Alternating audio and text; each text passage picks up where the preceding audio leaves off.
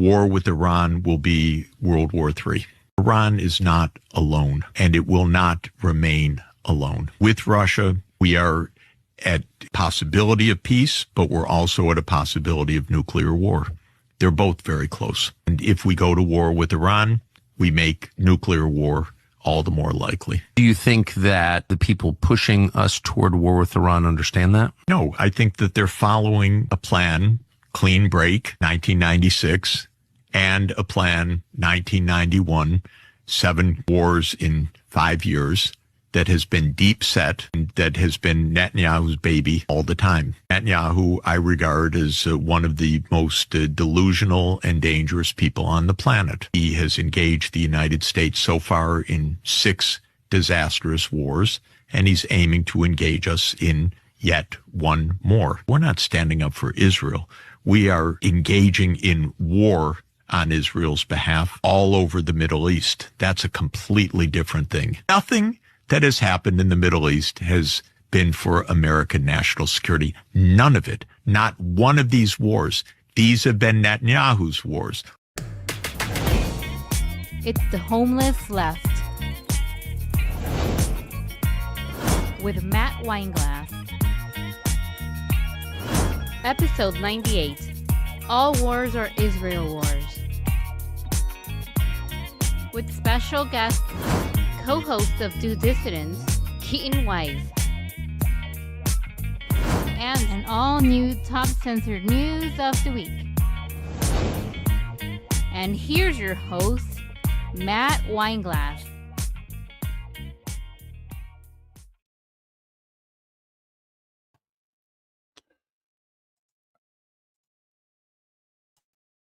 All right, here we go. Let's get this StreamYard thing working here. There we are. Wow, it is stuck on this one thing. Okay, here we go. We got this. Here we go. All right. Welcome, everybody, to another episode of The Homeless Left. I'm Matt Weinglass. We're here to do a non-tribal approach to news. That's what our show's about. So welcome. You guys been following us a long time, last couple years. Or if you're new to the channel, we welcome you with open arms to our non-tribal approach to news channel. We're here twice a week, Tuesdays and Thursdays, every week, as much as we can do. And we have these discussions that the mainstream media doesn't want to have. That opening, if you guys know, you guys watch our other friend shows and people that cover this stuff in the independent media arena, that was Professor Jeffrey Sachs on Tucker Carlson talking about war with Iran would be World War III. And we're finding out more and more that we don't necessarily control our foreign policy like we used to think. We used to think it was our dictator-like type regimes, like the Bush and Cheney regime, that they were the ones concocting all of this 5 wars or 7 wars in 5 years. It's seeming more and more like Israel is controlling this. So as the old expression goes, all wars are bankers' wars. We're calling today's episode, All Wars Are Israel Wars. And we'll be joined a little bit later in the show by KEATON WEISS. Actually, at the top of the hour, we'll be joined by KEATON WEISS, do Dissidents. We're excited to have him on, and we're going to cover a couple stories with KEATON. A lot of stuff to get into today. The Trump taking back the tariffs, what's going on with China, who's making this happen? Is it the billionaire class? Is he doing it himself? What kind of analysis are out there? Some people getting it right, some people not. We're just figuring this out as we go. So that's why we appreciate you guys here with us as we have these conversations in an honest way, because that's what it's about, having the honest conversations. We're going to be doing a real fake news update. Got RFK and Bernie making their mainstream rounds. So we're going to see how that's looking in the mainstream theater world. And then we're talking about the $1 trillion war budget pushed by, as we used to think, he was the anti-war candidate. Trump is now pushing a $1 trillion war budget, and it's all on behalf of Israel. So guys, get your questions, comments ready. We're going to be doing some talking back with Leslie later in the show. So that means we can engage with you right here on Rumble. You might be discovering us on Twitter. Rumble, this has been our main place. These guys, at least, even though we're in the age of surveillance, we know they're not going to pull the plug on us. They're going to shadow ban us. We're going to have a hard time fighting that type of thing. So that's why we need your guys' likes and comments and engagement, sharing this thing out.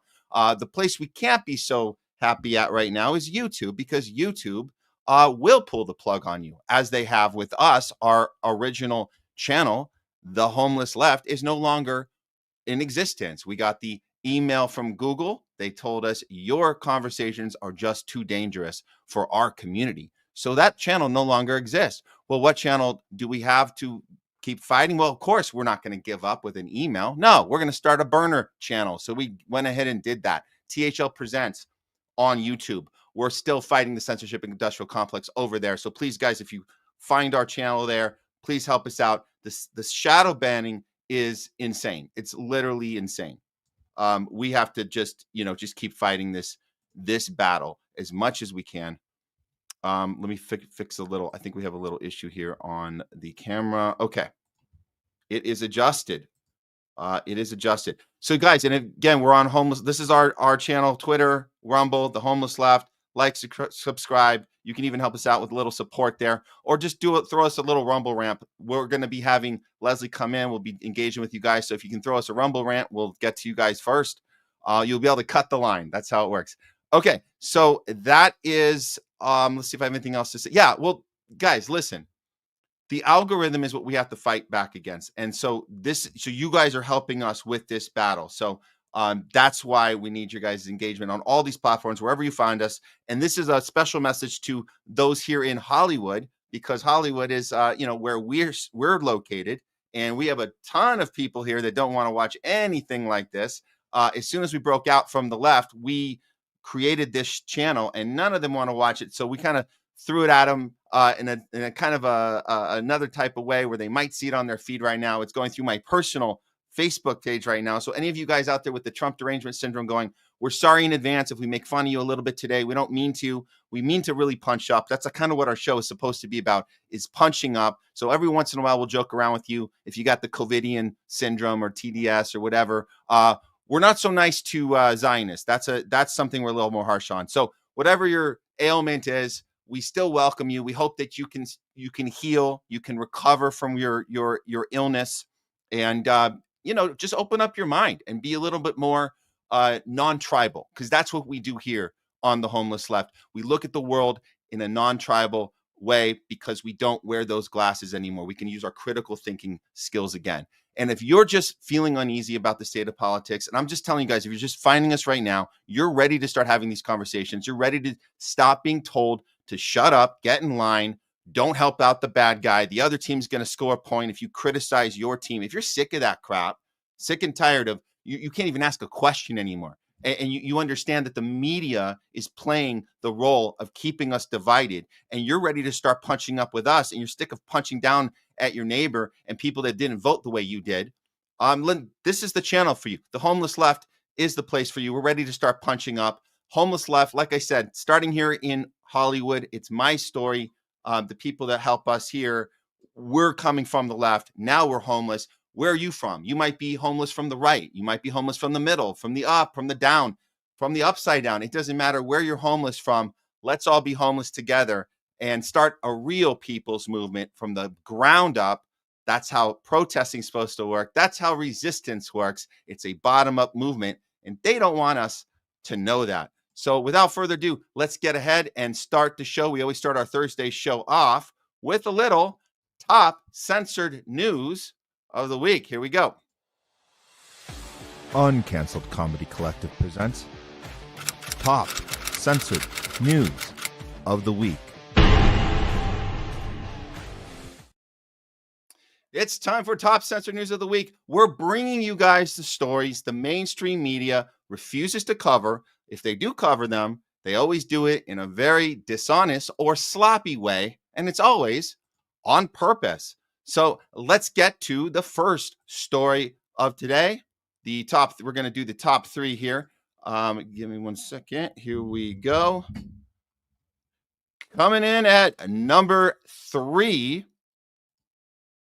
Stop Anti-Semitism calls on Trump admin to investigate Miss Rachel for pushing Hamas propaganda to her 20 million plus followers. Uh-oh, Miss Rachel, she might be up to something here. I wonder who's paying her, because we know that her show is about children and that's what her audience is, and being kind and happy and all that stuff, which kind of got her audience. So I'm sure that Hamas or somebody must be paying her to do this outrageous, horrible, terrorist propaganda that she's doing to all her followers. Well, I mean, like, we got to see an example of this. I'm sure there's like a really good example of some horrible thing she's doing that would get the Trump administration to conduct this investigation. Let's see what they came up with. Okay, let's see. There's Stop Anti-Semitism. They're calling on Attorney General Bondi, Pam Bondi, to investigate if Miss Rachel is being funded by a foreign party to push anti-Israel propaganda to scoop public opinion. Since October 7th, Miss Rachel has transformed into an amplifier of Hamas propaganda, broadcasting to 20 million plus people. Uh-oh. Well, this looks bad. I'm sure the thing she's doing it's got to be really bad. Okay, well, let's see. We had a TikToker cover this for us, so we're gonna get to the bottom of this. What horrible thing did Miss Rachel do? Here we go. Stop Anti-Semitism is now going after the children's YouTuber, Miss Rachel, and accusing her of spreading Hamas propaganda. If you want to know what that pro-Hamas propaganda is, take a listen. This is a prayer for children in Gaza. This is a prayer for children in Israel. This is a prayer for all the children. Please stop hurting them. This is a prayer for all the civilians. This is a prayer for all the hostages. This is a prayer for all the innocent. Please stop hurting them. All right. Yeah, this feels really horrible. I can't believe she's saying don't hurt them, because that means she's saying don't hurt the terrorist children, because we know they're all terrorist children over there in Gaza. Uh-oh, I'm getting really concerned about this. Uh-oh, I hope she doesn't go further than that. Uh-oh. This is a prayer for all the leaders. This is a prayer for all in charge. This is a prayer for all the presidents. Please stop hurting them. Being 100% serious right now, this is not even a joke. The director of Stop Anti-Semitism stated, given the vast sum of foreign funds that have been directed towards propagandizing our young people on college campuses, we suspect that there is a similar dynamic in the online influencer space. This is the funniest part about all of this. We urge you and your office to investigate whether or not Miss Rachel is being remunerated to disseminate Hamas-aligned propaganda to her millions of followers, as this may violate the Foreign Agents Registration Act, FARA. You know, the same Foreign Agents Registration Act that John F. Kennedy was trying to force AIPAC to register with, and they refused. Not to offend anybody, I don't mean to sound anti-Semitic, but I don't think it's a good idea to blow the brains out of little kids. Oh, man. Well, look, maybe that wasn't so bad, but I'm sure they're hiding something. There's got to be something else that she's doing, like putting up Instagram posts that are probably just horrible and contaminated with Hamas propaganda. Let's see if we can find something really bad that she did here.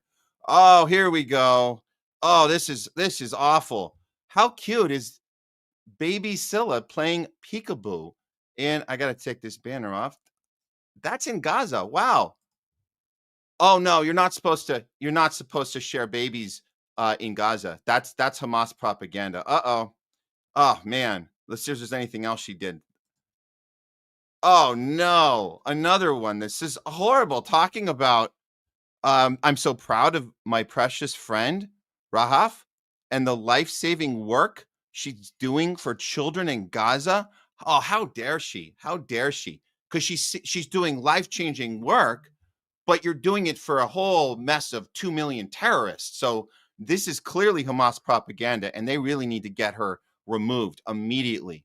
This is horrible. As you guys know, I am being facetious. This is a tragedy that anti-Semitism group can even consider putting this out to the Trump team. But what's even more horrible is that the Trump team will actually look at this and take this seriously.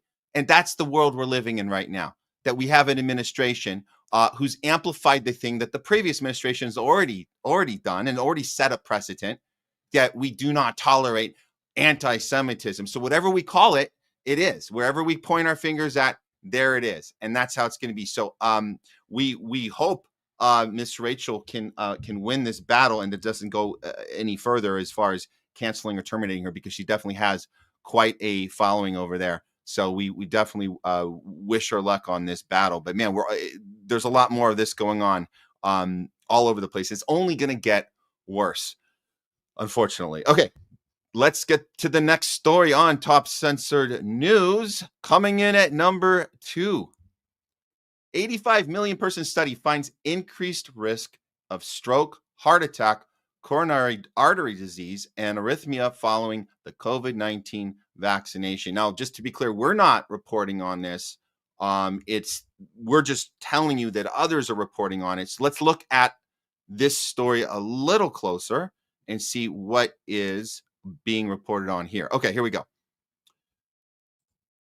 This is a breaking news on the 7th, 2 days ago. We have actually it was a couple days ago. We have a 85 million person study. This is one of the biggest studies that's ever been conducted because it's basically the entire world.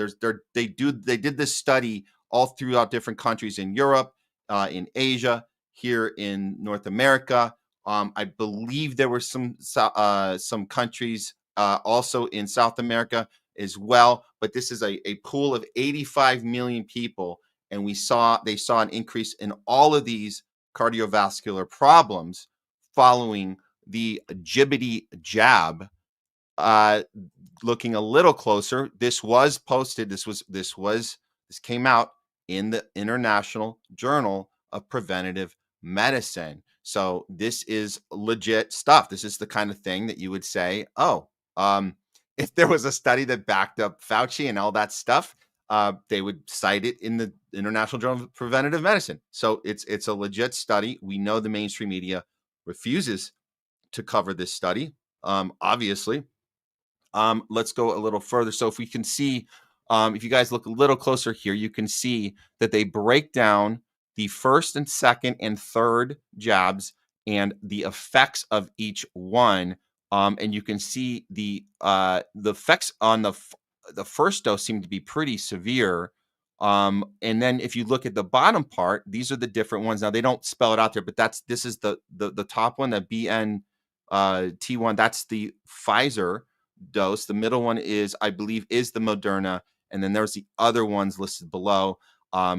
There's various examples of problems with all of them, but they did do their due diligence of breaking it down for us. So that's that. And then the final conclusion of the study is this. You have this increased risk of all these different cardiovascular problems, from 70% increase. The myocarditis. Now that's the one you guys remember, that's the one they had to admit that there was some myocarditis problems. Because you're looking at a 286% increase. Now, what you guys know, that the mainstream media came up with a narrative to solve the problem of the myocarditis, because that was the biggest problem we saw in young people, particularly young males. And the way they solved that problem was they pretended in a new campaign to market myocarditis as something that is generally a minor condition. It's not that severe generally. And then they had all these doctors going. You guys remember that they went on all the different networks and they said, yeah, this is something that's not really that big of a deal. No, it is. Every diagnosis is a big deal. It changes your life forever. You have to watch your heart rate the rest of your life. You can't play athletics. It's really, really, really bad. And then you look at the next one down, the stroke. After the first dose of any of the vaccines, it's a 240% increase. 240%. So they're saying this is after the first dose. Now, I think that's a little interesting change of events, because I thought from previous studies that we had more information that as you got more and more of them, you would increase risk. But it looks like the biggest increase, and maybe it's because the increase is already there, so we have to kind of look at the statistics of how those work. But it's however you look at it, that first shot is putting you in a new category of how bad your cardiovascular makeup in your body is going to be. This type of increase just the first dose of any of the vaccines. Stroke and then arrhythmia, you see that 199% increase. So that's what we're looking at, unfortunately. Now, of course, I'm sure if you turn on CNN right now, you're going to get a more fuller breakdown, since they, an actual network with money to pay their journalists, and they could be doing a lot of this reporting. We're just doing this out of our home office studio here, but I'm sure CNN and MSNBC and Fox are doing a great job of reporting this, because that's what they do. And that's why we don't really need to do this work, because you guys could just turn on Oh wait, you can't turn it on because they're not covering this because they're all paid for by Pfizer and Moderna. Oh man, conflict of interest. That sucks. But hey, that's why we got to do the show. Okay, coming in at number 1 for top censored news of the week, it's Hollywood come true. It seems that the sci-fi stories on the big screen from 20 years ago have come true, and we're living in it right now. Here we go. Number 1 story, the UK is introducing a pre-crime system to target citizens before they commit offenses. What? This sounds like Minority Report. I think that's the movie I was thinking of. There is a reference to Minority Report, and I think there's another influencer we found that covered this, and I want to give a shout out to him because I'm going to play his video. His name is Jens Patu, author and activist. Check out what he has to say. He's going to break this thing down. Actually, let me put the article up first, and then we'll hear his breakdown of it. This is the story right here. UK creating murder prediction tool to identify people most likely to kill. And this is from The Guardian. There's algorithms allegedly being used to study the data of thousands of people in project critics say is chilling and dystopian. Yeah, you think it might be a little dystopian? Yes, it is. Okay. The UK government is developing a murder prediction program, which it hopes can use personal data of those known to the authorities to identify the people most likely to become killers in the future. So, okay, so we're going to take your word for it. And if you guys have seen Minority Report, you know that there's a problem when you do something like that. That's the point, is that this is never going to end well. Researchers are alleged to be using algorithms to analyze the information of thousands of people, including victims of crime, as they try to identify those at greatest risk of committing serious violent offenses. The scheme was originally called the Homicide Prediction Project. A little too obvious there. A little too, come on, guys, get a better title, which I guess they did. But its name has been changed to Sharing Data to Improve Risk Assessment. It's always about benefiting the community. We're doing it for you guys to keep you safe. And here it is. The Ministry of Justice hopes the project will help boost public safety. But campaigners have called it chilling and dystopian. Okay, so let's hear the breakdown. Again, I want to introduce this guy, Jens Patu, author, activist. He does a great breakdown of this. Check it out. The government is developing a murder prediction program using AI to identify those people mostly responsible to become killers. I mean, it's insane. This is straight out of a science fiction movie. Researchers are analyzing the data of thousands of people, even victims, to identify those people that would be most likely to commit serious offenses. The program was first called the Homicide Prediction Project, but they changed the name now since it got out. Maybe it was a little bit too dystopian. If it wouldn't have been for the pressure group Statewatch, who brought it out into the open through Freedom of Information requests, we wouldn't even have never known about it. And right now they're saying it's for research purposes only, but you know, this is going to get used in the future. This mirrors the movie Minority Report with Tom Cruise, where there is a pre-crime unit arresting people before they even commit a crime. Yep, that's it. There's Minority Report. You guys, if you haven't seen it, go check it out. Or if you need a refresh, I think it's from 2002. So this is very, very old film. But Spielberg's telling us this in the film. This is what's going to happen. And we thought it was just fake at the time. No, this is very real. In the movie, there is this perfect world where there is no crime because everybody gets arrested before they commit a crime, but it's actually quite dystopian. And what if you get charged with a pre-crime offense and you haven't done even anything wrong? It's no coincidence that this is being shown to us. They show their plans through Hollywood. It's called predictive programming. They want to instill in our mind the seeds of that future so we would more readily accept it on a subconscious level when it becomes reality. We have to remain vigilant about things like this, and we have to keep speaking out against this. Yeah, go ahead and follow Jens Patu on all those platforms. Really good work there. I like his honest take on this story. So we'll follow him for some more stuff. Now, look, guys, we're looking to see how far this has gone, and obviously They're going to defend it. Like we said, they use the terminology we're used to hearing. We heard it for COVID. We heard it for the Patriot Act and Homeland Security. If you guys have been around as long as we have, not the show, but you guys were paying attention. If you were around in the early 2000s, this is the same language they use to defend any new technology, any new idea that's supposed to keep us safe. It's to use it eventually against the citizens themselves, which is now happening in UK. As far as actual examples of them implementing this yet, we're not seeing them just yet into right now, but I'm going to do this. I'm going to show you guys just a few months ago, this is the kind of arrests that have been taking place in the UK right now. This technology isn't being used yet. They're still developing it, but they're already making arrests on assumptions of crimes before they're committed. Watch a couple of these. These are, again, the first people are going to be caught, are going to be targeted, are going to be anybody protesting against the state. Those are the first people to go. We see it here, and it's definitely happening in the UK. Check it out. Everyone is declared at this time. At the moment, the time is 1847. Okay, approaching on the arrest. To infrastructure to the UK. Okay. I can't have to say. You don't have to say anything, but it may not be offensive. Do not mention confession. Something which you make behind. If you're safe, maybe give it. Okay. Yeah. So, the grounds are that by taking part in the organisation of this event this evening, I suspect that you are taking part to cause serious disruption to UK airports. The politicians have failed us. They've failed us with the 1.5% explosive degrees explosive safe. Good luck, everybody. Hi, so my name's Daniel. I'm being arrested. I'm not really sure why. I'm at my parents' house right now. I was just here in London visiting my parents. I think I've been told I'm under arrest for conspiracy to commit a public nuisance. Well, this is what happens when you resist the British state. Wow. Not a joke, guys. This is really happening.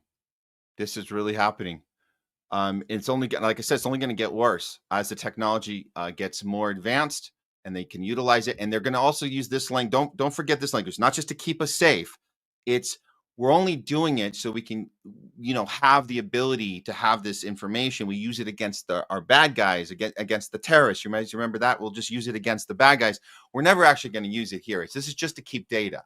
And data, we can't really do anything. If we don't want to do it, we won't. So just trust us. We're not going to actually use it. We're just developing it. And we know that never ends well. There's no technology that just gets developed and never gets utilized. That's not a thing. That's not a thing.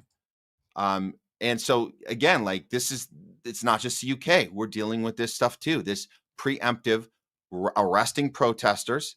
And now we got these new laws that are going into place right here. I mean, just to add fuel to the fire, you think you're going to get into our country? They're already doing profiling of people and saying we anticipate behavior before it happens, and then we're going to punish you for it. Look at this. This is happening right now. Here, effective immediately, individuals who engage in anti-Semitic behavior. Well, what is that? Well, whatever you determine, whether online or through physical harassment. Well, physical harassment, okay. Well, we don't really see any of that, but okay, whatever you say, will be ineligible for U.S. visas or permanent residency. The U.S. will no longer offer immigration benefits to those who promote or participate in anti-Semitism. And again, anti-Semitism is defined by whatever you want to define it by. That's it. And this is from the DHS. To begin screening alien social media activity for anti-Semitism. So social media activity is not a crime, but we're saying it's leading to a crime. So then again, even without the technology yet being implemented, they're already getting us used to this language of preemptive punishment. So you're preemptively punishing someone who looks like they might do something in the future. And this is not a right-left issue. This is not a red-blue issue. We all need to be concerned about this because, again, once the technology is existed and it's ready to be implemented, you can be damn sure it's going to be implemented. And as Adam says, he's been really good on this stuff. If you guys follow him on Twitter, he's been great. Criticism of Israel, a foreign nation, now makes you ineligible for U.S. citizenship. Anyone who's criticized Israel over the past year and a half will never be allowed to move to the United States. The First Amendment lasted 249 years until Israel decided otherwise. And make no mistake, Adam is getting onto this. This is the main thing. Israel's in charge. Israel's in charge. We're not. This isn't. You call it the Trump regime. We could call it we can look at the Obama regime. We can look at the Cheney and Bush regime. We say Cheney's name first because he was the Darth Vader. But like we can call these regimes what they are. But Israel is in charge. They are setting this whole thing up to benefit them. It's always to benefit them. It's 7 wars in 5 years, and we're going to get that 7th war. But we'll get to that later in the show. These are the 3 stories you're just not going to see covered on the mainstream media because that's their job, is to not inform us. Our job is to inform you. So luckily, we're here to bring you top censored news of the week. Okay, guys, we're going to do one more story before we bring in our special guest, KEATON WEISS, do Dissidence. We're really excited about that. He's coming up at the top of the hour. So hold on to your seats, guys. But we do have one more story. Let me just set this up real quick.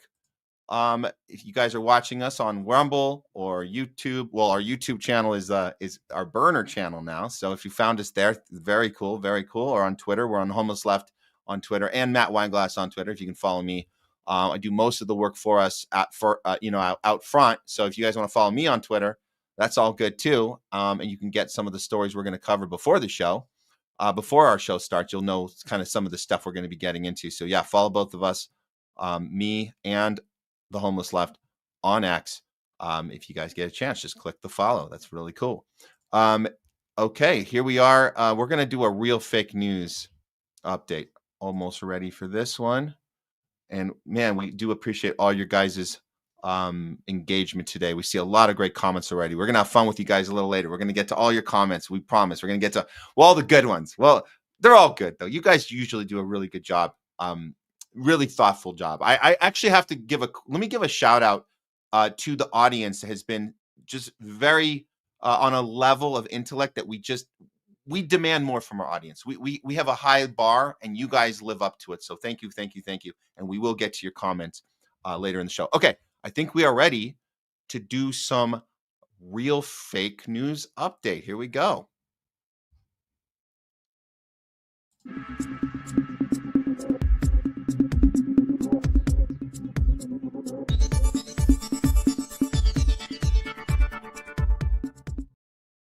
It's a real fake news update, not brought to you by Pfizer.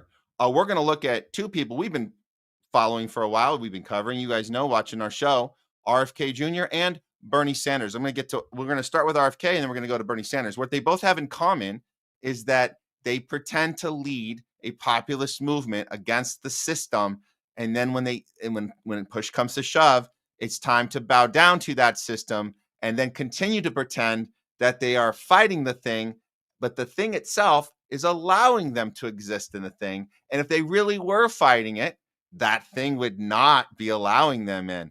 So we know what's going on with RFK right now with his change on the measles vaccination. We covered this on the last show. This was a post from his Secretary Kennedy tweet account, whatever was on there. It was probably posted on their website as well. We didn't go on and check the website, but he always puts this out on Twitter. And you see the highlighted part. He's talking about measles, which he has previously criticized. That the entire thing, the MMR measles vaccination, he's been criticizing it his entire career. And then all of a sudden he's saying it's the most effective way to prevent the spread of measles is the MMR vaccine. Now, we had some pushback. Obviously, I get it, guys. We want to be over optimistic. We want to give, it's the Trump problem where you say 4D chess, 5D chess, be patient. It's, he's playing the long game. Okay. We heard a breakdown. Jay Scott came on our show. He's great. He comes on Tuesdays. We have great conversations. Jay was an active campaigner for Kennedy back in the day when he was independent before October 7th. And then we all were like, oh, no, not good. But before October 7th, we were like, yes, this guy's challenging the system. He said something that I guess is a good point. If you said it before his 60 Minutes interview, which I'm going to show you guys in a second.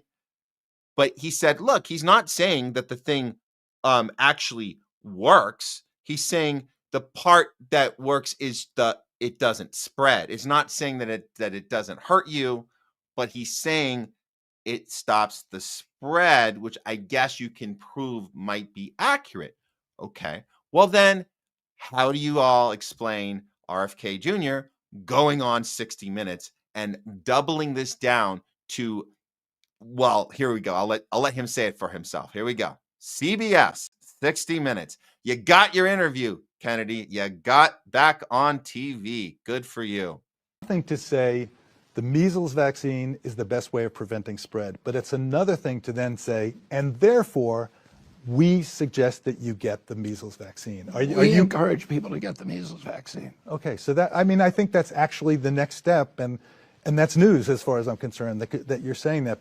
What's the position philosophically of the federal government in terms of public health? The federal government's position, my position is people should get the measles vaccine, but the government should not be mandating. Understand, but I've always said during my campaign and every part, every public statement I've made, I'm not going to take people's vaccines away from them. What I'm going to do is make sure that we have good science so that people can make an informed choice. Oh my God. So he's telling us that everyone should get the measles vaccine. He's telling us this. He's recommending the thing that he said he was going to go in there and challenge. And I want to make sure they're safe, but you're recommending them. I don't know what type of 3D chess we can 4D, 5D, 6D chess you can justify at this point. Long game BS. I don't know what it is at this point. But to me, it seems like the idea was that he gets on 60 Minutes, and that was the idea, that he has this conversation and he's able to have access. That's what it looks like to me. And look, I'm not saying he didn't at one point want to do this. I just think he got in to the position and realized he could set up as many committees as he wants. And believe me, he's going to be setting up a lot of committees. We've heard a bunch of them. They're going to be looking at this. They're going to be looking at that. Those committees are not going to be able to get anything done. I think he's realized that. So what less is there for him to do? Keep your access.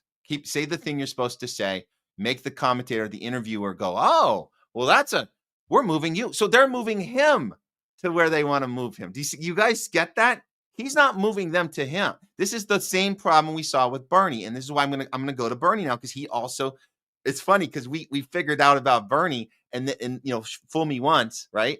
And then we were like, oh, RFK Jr., he's tougher than Bernie. So we kind of fell for it again. But he is a little tougher, but it's the same outcome.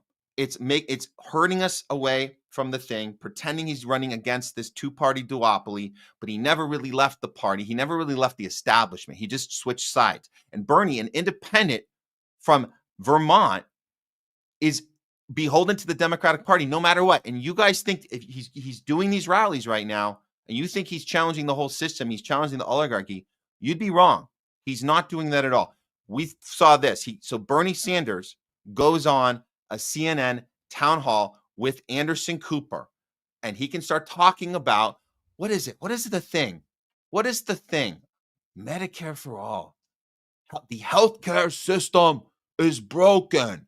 Oh, I guess this is the time of the blueprint. If you look at the calendar, this is the time of the 4-year cycle of presidenting that you start talking about this again. Right about now. Take it away, Bernie. And if you think the American healthcare system is working well. And how many people are raising their hands? None. Raise your hand if you think the American healthcare system is broken. Raise your hand. Majority, everyone. Not a majority, for everybody in the room. I can see behind that guy. But. And that is, all right, question again.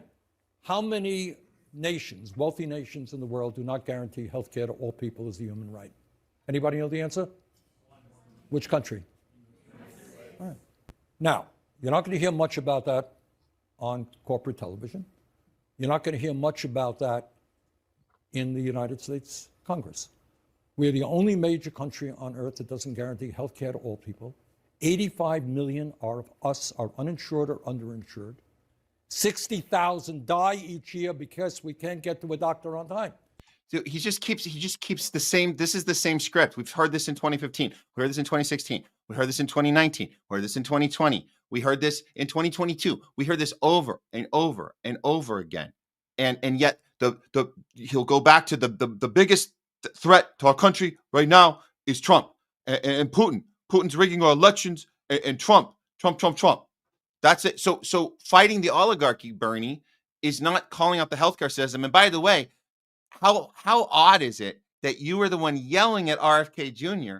as you were protecting Big Pharma, yet you're going to turn around and do this tired script to us on CNN? No one's going to push back. It's Anderson Cooper's job to pretend that he's in shock. Bernie came on the stage and is saying these things. That's his job. And he's doing it well. And everyone in the audience thinks something's happening because Bernie's getting angry. That's the bad news. You know what the good news is? The insurance companies are making tens of billions of dollars every year denying you coverage.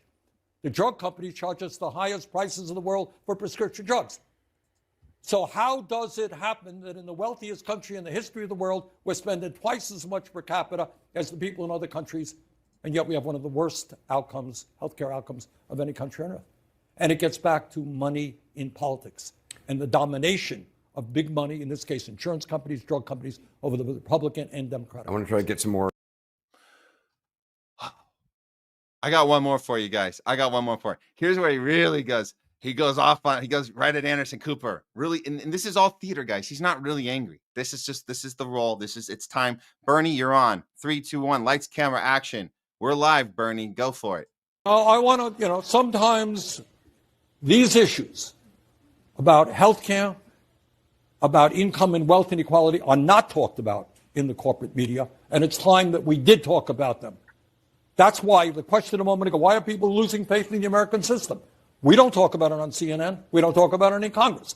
It's because they understand that a handful of billionaires exert enormous influence, and that has got to change.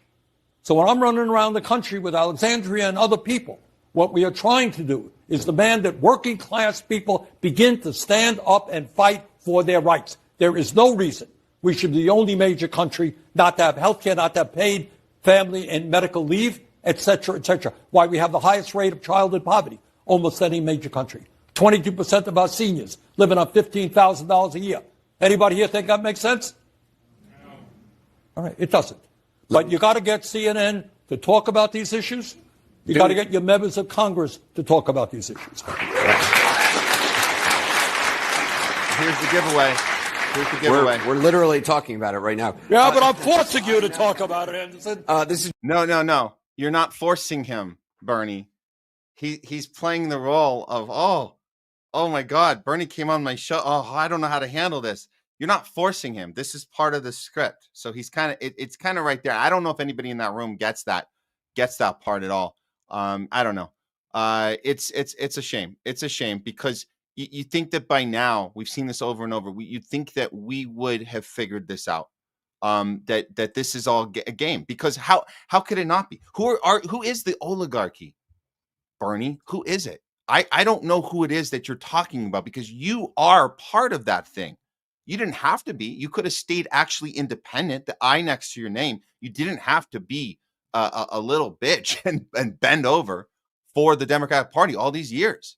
But you're not. You're just saying, oh, we have to have these conversations. Oh, let's get the Democrats to do something better. But make no mistake, when push comes to shove, when it's time for voting, you're going to tell us all to vote blue no matter who. That's what you're going to do. Period. That's it. So look, Bernie is coming. Bernie and AOC are coming to LA this weekend.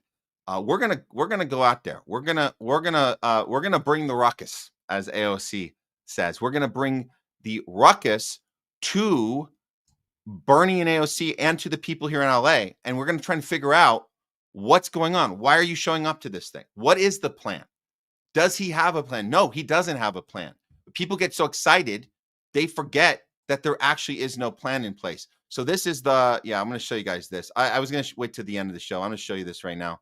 This is the event this Saturday, and where we go from here. You mean, where do we go from here? With a question mark, because you don't have a plan. You don't have a plan. And now we found out that Neil Young is going to be at this thing, which is insane. He's going to be leading them in. because this guy is completely establishment, 100% sold out to BlackRock, totally pro censorship. I don't know what this thing is that him and AOC are up to. But it's very similar. And I'm drawing a comparison to RFK Jr. It's the access going on these networks, pretending that they're challenging something when the network is the one, as Anderson Cooper just admitted. So he said, I'm the one having you on. You're not having to, you don't twist my arm, dude. I'm allowing you to be here. So I'm in charge. And that's it. So you're not really doing anything at all. That's pretty much it. So we'll keep our eyes open on both of these guys, both of these clowns. We had hope. We really did. We actually were very hopeful. Even in 2020, we were hopeful that Bernie was going to give it a second shot. And then he just shot himself in the foot on purpose when he's claimed that the only reason he was ahead in the polls when right before COVID, right before the lockdown, you had Putin's the reason. Putin's the reason I'm ahead. He was number one. And then he blamed being number one on a foreign entity. How ridiculous was that? How ridiculous was that? So that's top. No, we call this, that segment was Real Fake News Update, not brought to you by Pfizer. Okay, guys, we're going to be right back here in just a moment with our guest of today. We're very excited. We'll be bringing him in just a minute. Guys, hold tight. Actually, go grab yourself a glass of water and do what you got to do. Be back here in 2 minutes, and we'll be bringing in KEATON Wise from Do Dissidence. We'll see you guys in just a minute.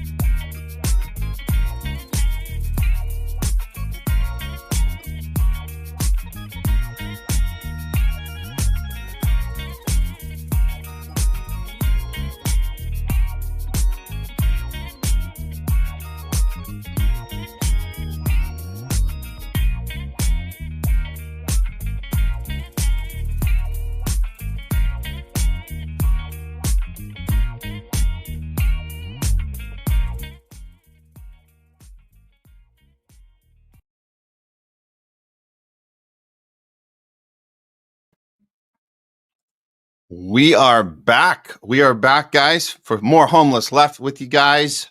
A non-tribal approach to news.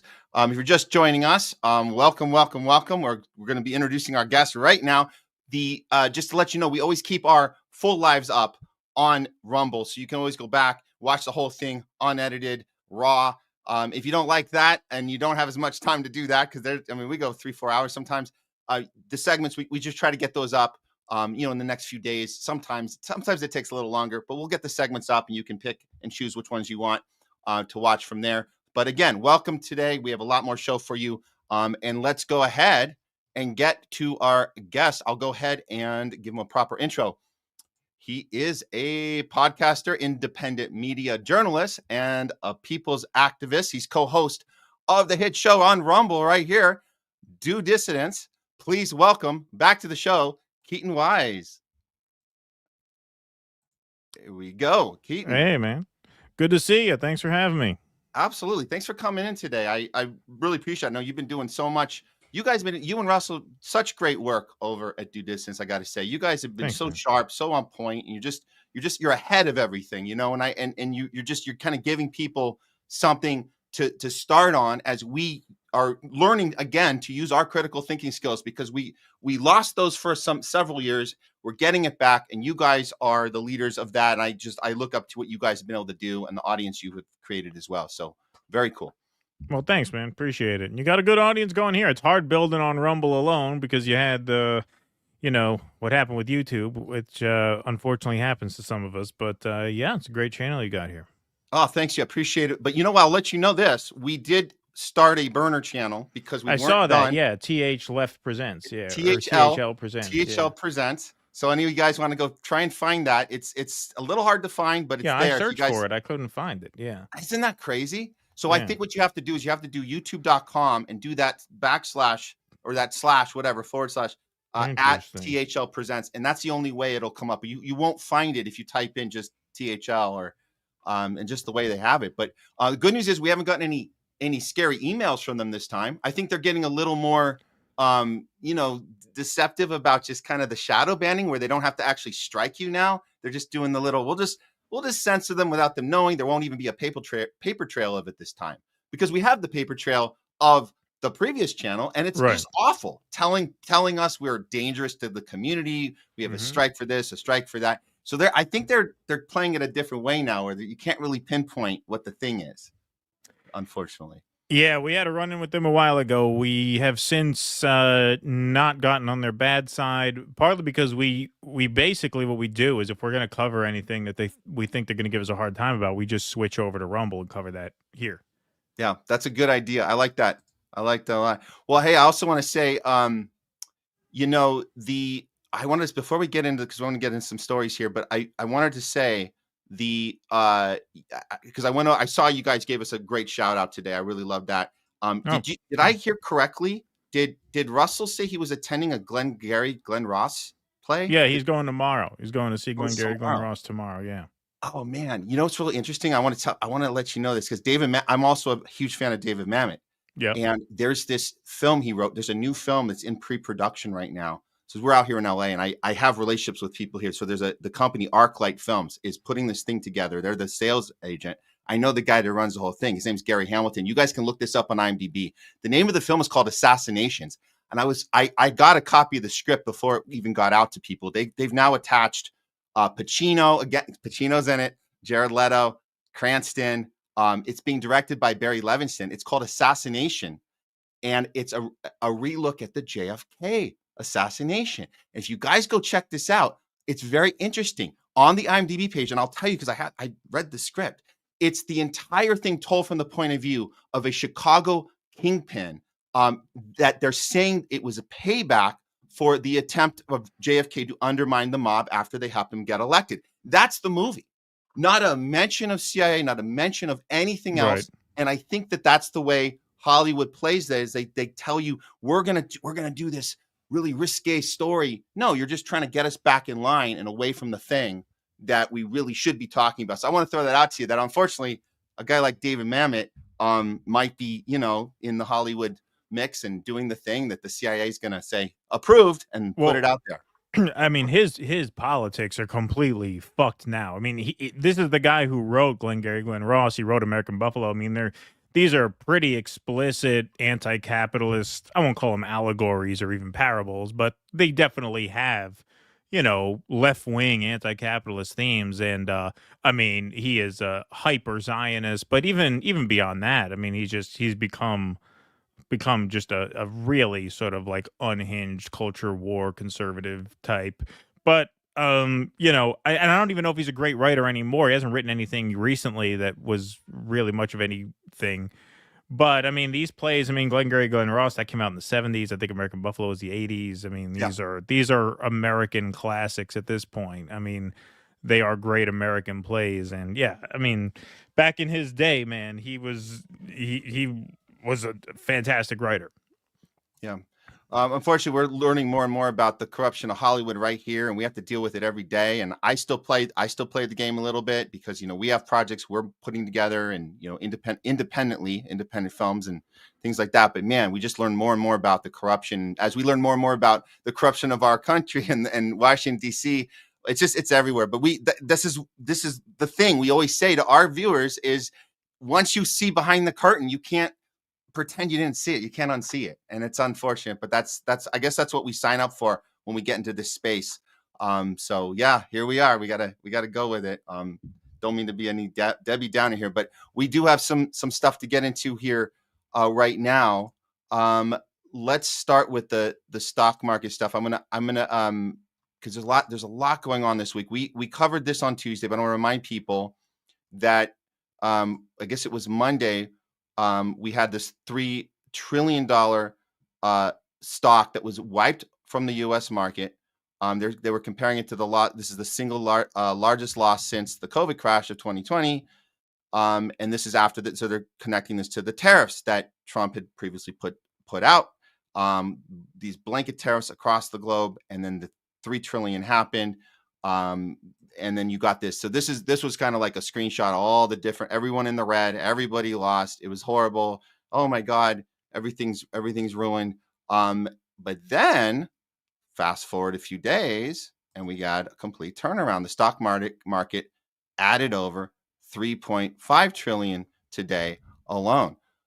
Interesting. Well, let's take a look at some of the pushback or the commentary on what happened here, because it seems like there were some different stories coming out about why this happened.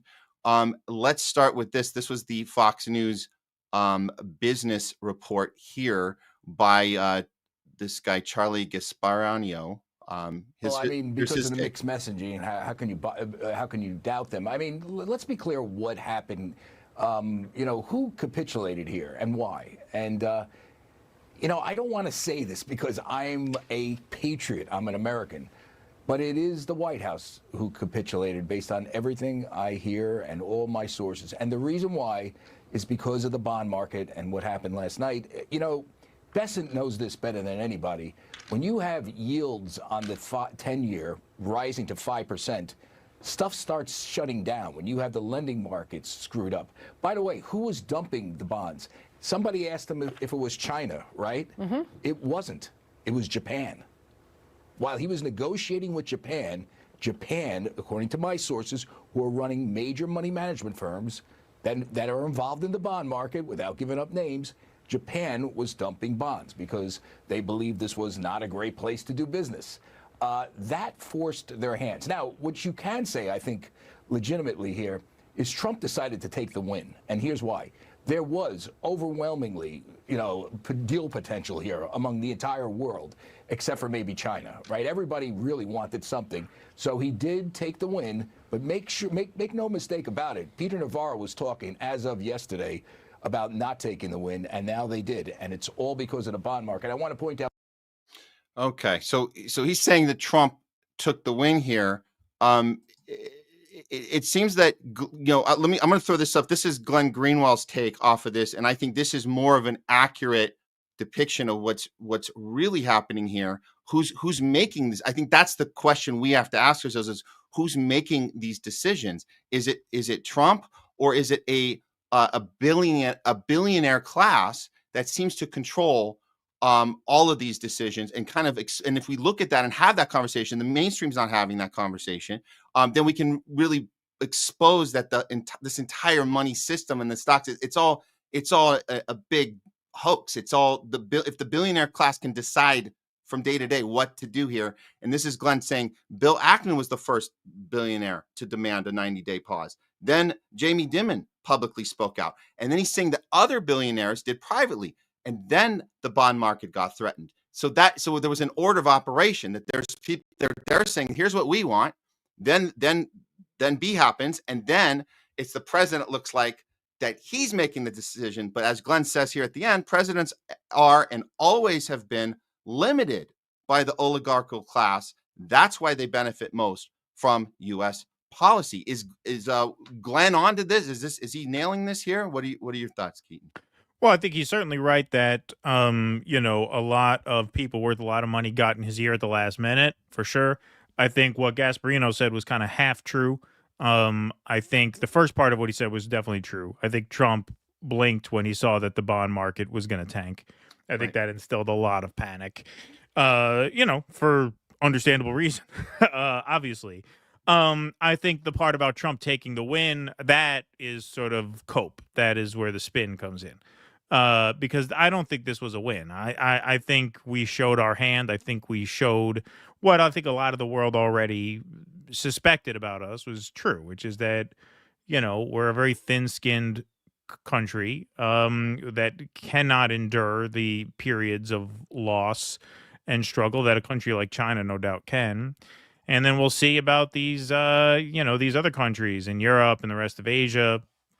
But obviously, Ackman was very, very bearish on these tariffs from, the start. I want to say from day one, as if it was a year ago. This week feels like it was a year, but it was, April 2nd. Like he was bitching about it from jump.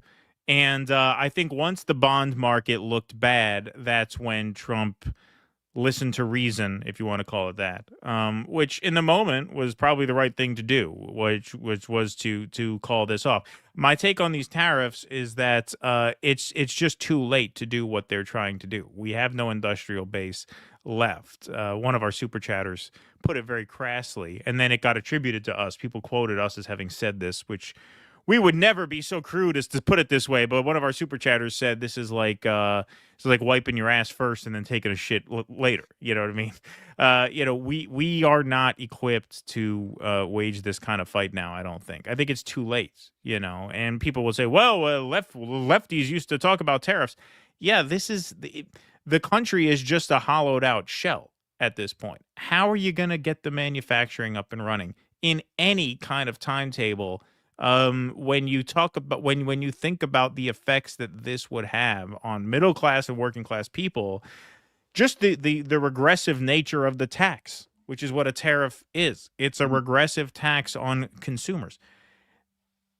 How can the middle class sustain that after the inflation that we've seen these past few years? It'd be one thing if they were talking about funding a program like universal health care with the revenues raised from these tariffs. Or probably what would be even more necessary at this point would be a Band-Aid, if you want to call it that, some kind of a stimulus package for people to weather them through the transition. Because even Trump acknowledges there would be some transition necessary. Trump says he can get the manufacturing ready in 1.5 to 2 years, which is absurd. But let's say that were true. You're already at a point where credit card debt is already through the roof, student loan debt through the roof. The average age of a first-time homeowner now is 56 years old. So there's the people have no more rope. We're at the end of our rope. We can't sustain at this point even 1.5 or 2 years of the kind of hardship that would have been inflicted on us if he was actually not bluffing the way he insisted he wasn't, and then it turned out that he was. So yes, I mean, the oligarchs are getting their way here. The oligarchs are going to get their way either way, because what these tariffs, in my opinion, are for is to raise revenue that would offset some of the losses that will come if and when Trump makes permanent his 2017 tax cut. Like, they're talking about cutting taxes for the rich, and that's what these tariffs are clearly for. They speak very fondly of the Gilded Age. What did Trump say? 1870 to 1913 was a great age. That's when they funded the government entirely through tariffs, and there was no income tax. They described that as a golden age when we have been saying these past few years that our income inequality level is at the highest point since the Gilded Age. That was known for that was the very, very unequal economic time. That is the paradise that these people have nostalgia for. And so, I think the whole thing was, nefarious at worst, but really ill-advised at best. I just don't think the country has what it takes to do this now. Yeah. Well, this clip was going around, and I just think how we assess it, this is Trump. This is the little, we got you moment. Here's Trump congratulating his billionaire friends. And I think it's the way we look at what's happening in this clip really says how we look at how the system functions. So there's like multiple ways to look at this, but it's very quick. Here we go. This is the big aha, we got you moment, Trump. Here it is. This is Charles Schwab. It's not just a company, it's actually an individual. And he made $2.5 billion today, and he made $900 million. That's not bad. He's in financials. I've always been following. So the congratulations around the room. If you're a TDS type of guy, you're going to be like, this guy is just having his way with whatever he wants. When I'm watching this clip, Keaton, I'm seeing a guy who's doing the thing that he was told to do. This reminds me of, and we go back to like, I don't know, we compare it to like Obama coming in 2009, and he gets the email of these are the people, these are the bankers that you're going to bring into your cabinet, and they're going to basically be in charge, and you're going to do the thing that they want. And if we had a video of Obama, he might have had exactly the same video. Hey, I just kicked 5.4 million people out of their homes, but who made some money in this room? You make some money? Did you make some money? So I look at it that the system's designed this way, and the president has to follow instructions. Yet there's people out there right now who see this clip, people like Adam Schiff. I cannot believe this guy saying, we've never seen anything like this. We need to investigate. Trump just gave it away. There needs to be an investigation right now of total corruption. He's just helping out his friends. I don't see him being in charge of this right now. What's your take on this? Yeah, I don't think this was like a premeditated scheme to, get his friends rich through some sort of insider trading. Hotspot put out a tweet that showed that there was a modest bump in the market right before Trump tweeted out "good time to buy," which suggests that some people did know that he was going to call the tariffs off hours in advance. In fact, about a half hour in advance of when he teased it out publicly. So I'm not saying there's no insider trading there. I think there probably was. Do I think that this whole thing was premeditated to create an opportunity for that? No. Don't forget, these people, all they do every day is wake up thinking, what can I do today to make myself boatloads of money? So it's not inconceivable that they are thinking, in fact, it's very, very likely, in fact, it's certain that during a period, a very short period in this case, of the market being down, these guys are thinking, well, how can I use this to my advantage? And of course, what's on a lot of people's mind is a very common question in the stock market. Should I buy the dip? Should I buy the dip, or do I hold off because I think it's going to dip more? And so, you add that question is already in their minds to begin with. Then they get word Trump is going to call the tariffs off. Well, now the people who live for this shit, who are tuned into this every second of every day, literally, there are people who sit at the computer and work the market in real time as it happens. Yeah, it's completely reasonable to think that some of them thought, hey, that tweet means something's going to happen. I should buy now because the market's about to go back up. And I think it's overwhelmingly likely, near certainty, that people had advanced knowledge of the tweet. The graphic that Hotspot posted pretty much proves that. If there was a bump 20 minutes before he tweeted out "good time to buy," that means some people knew in advance. They knew.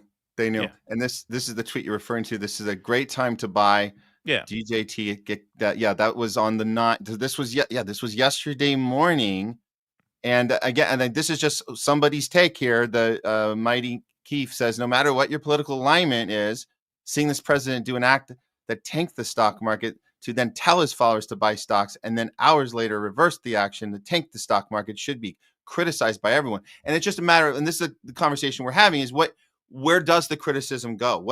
So I think that's where people get confused of what to be upset about here. But like you said, it's there's a lot of people in on this. They knew about it before he even put the tweet out, is what you're saying. I'm not surprised by that at all. Yeah, in the scheme of things, it's not a lot of people, but it's a lot of money. So it's a relatively small number of people with a lot of money who knew about it. That would, because otherwise you wouldn't see any kind of noticeable bounce, which we did. Yeah. Well, let's get into the China part of it, because this part gets a little more interesting, right? Because you got this, he puts this one out.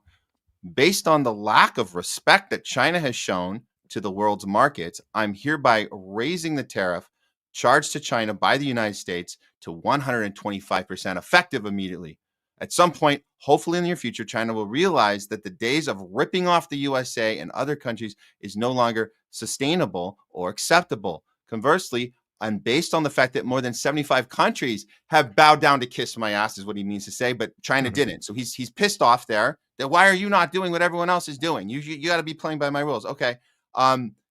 75 countries have called. So I guess they put phone calls into the representatives of the United States, and China was the one that did not put the phone calls in.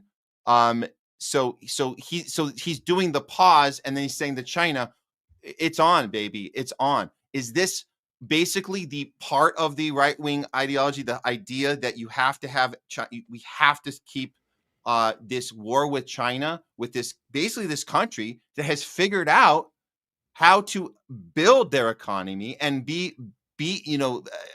grow everything ahead of us? I mean, we've seen it in every way, shape, or form, from AI to even just social media to everything that they're doing, construction wise. And, we've seen their subway systems. We've seen just how your infrastructure, everything. So we know that China is in this position where they don't have to make this phone call. Where is this headed? This back and forth tariff situation with China. What are you seeing on your end, Keaton? Well, I think they're clearly agitating. I mean, if they don't want to call it a trade war, I guess that's their prerogative. I don't really see what else you would call it, though. And I think it's just chauvinism and arrogance at the end of the day. Look at China, look at the United States, look at their cities, look at our cities, look at their people, and look at our people, and ask yourself, who would you bet on? I mean, to me, look, I'm not an economist, but when I take a look from 30,000 feet at this, I see a country that has been through a lot at the hands of Western imperial powers and is intent on making their own way in the world, which they have done a miraculous job of doing. And then I look at the clown show that is our country, from top to bottom. From top to bottom. I mean, they put out that video kind of as a troll, the AI video of a bunch of, overweight, bleary-eyed Americans putting shoes together. But, the reason that went viral is because it was a joke, but it had a point. It had a point. Who's ready for an economic war? Who's ready to really go without, right? Yeah. Come on. I mean, to me, this country has a nervous breakdown when there's a power outage. I mean, I just... Again, look, there's just the rank cope amongst the just total shills, like, the Benny Johnson types and the Jack Posobics who are going, what was it? The meme is when the tariffs are on, they're like, this will create jobs. When the tariffs are off, they say, art of the deal, right? Heads I win, tails you lose. Right, exactly. Yeah. I mean, that's just absurd. But beyond that, even, I think, the people like Gasparino who are claiming this is some kind of win, I just don't see it that way, man. I think we showed our hands. I think we showed that we will blink when we have to. Because if you believe what Gasparino said there in that video, and you believe that it was the threat of the bond market tanking that caused Trump to call this off, then what that is a nice way of saying that's a nice way of saying that Trump saw his cards. He saw cards that the other guy had, and he folded his hand. That's what happened here. This was a bluff at the end of the day. Yeah. So now they know what we're willing to endure. We couldn't endure a week of Dave Portnoy having a meltdown about his stocks being down. We're gonna win a prolonged economic war with the Chinese. I mean, I don't believe it. I could be wrong. Like I said, I'm not an economist. This is not my realm of expertise, but I don't buy it for a second. Well, I'm not an economist either, but I can tell you this, and I think this is a tweet that kind of nails it here. I understand why the U.S. hates China now. China has built one of the most advanced countries in the world and didn't have to bomb, invade, assassinate, stage coups, or blackmail to do it. China has dropped no bombs, invaded 0 countries, been in 0 wars in our lifetimes, and still somehow managed to elevate the lives of their people. Meanwhile, America's in constant war, a war for every generation of Americans, and we enjoy a lower standard and quality of life on every metric than China. So yes, U.S. politicians hate China. They tell us to hate China, but maybe we should be taking notes and lessons instead. Maybe the enemy isn't China. Maybe the enemy are the people who consistently tell us who the enemy is. You know, the ones who get rich as we get poor. The people are on here passionately defending like fools. And this person's referring to all the people defending this. There's a lot of them, but this is the accompanying video that we were just talking about, Keaton, just putting our country next to them. Again, you don't have to be an economist to see the difference in our infrastructure and the way society even is presenting in just this little short video. Here we go. One of the largest cities in the world, the most populous metropolis in the world, resident population of up to 32 million. The urbanization rate in the city has reached 70%. I think I had another one I queued up. I put the wrong one. This is another good. one. This is the one I thought you were going to play. This makes the point perfect. Okay. Industrial center.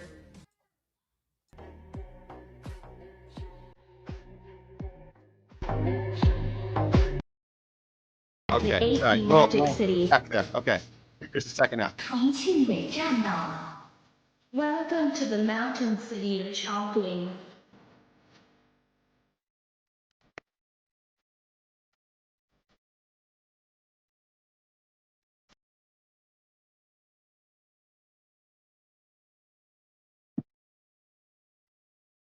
That's incredible. And it's inspiring because it shows you what could be. What could be. The video I was going to play, maybe you're right, this one was more inspiring. The other one was puts next to this our horrendous situation. When you go into our subways, you go into the street, you see how horrible our entire civilization has become in a country that promotes that we are this American exceptionalism and that we have this greatest way we do things and democracy, and everybody wants to be like us, and they hate us for our democracy and all this stuff.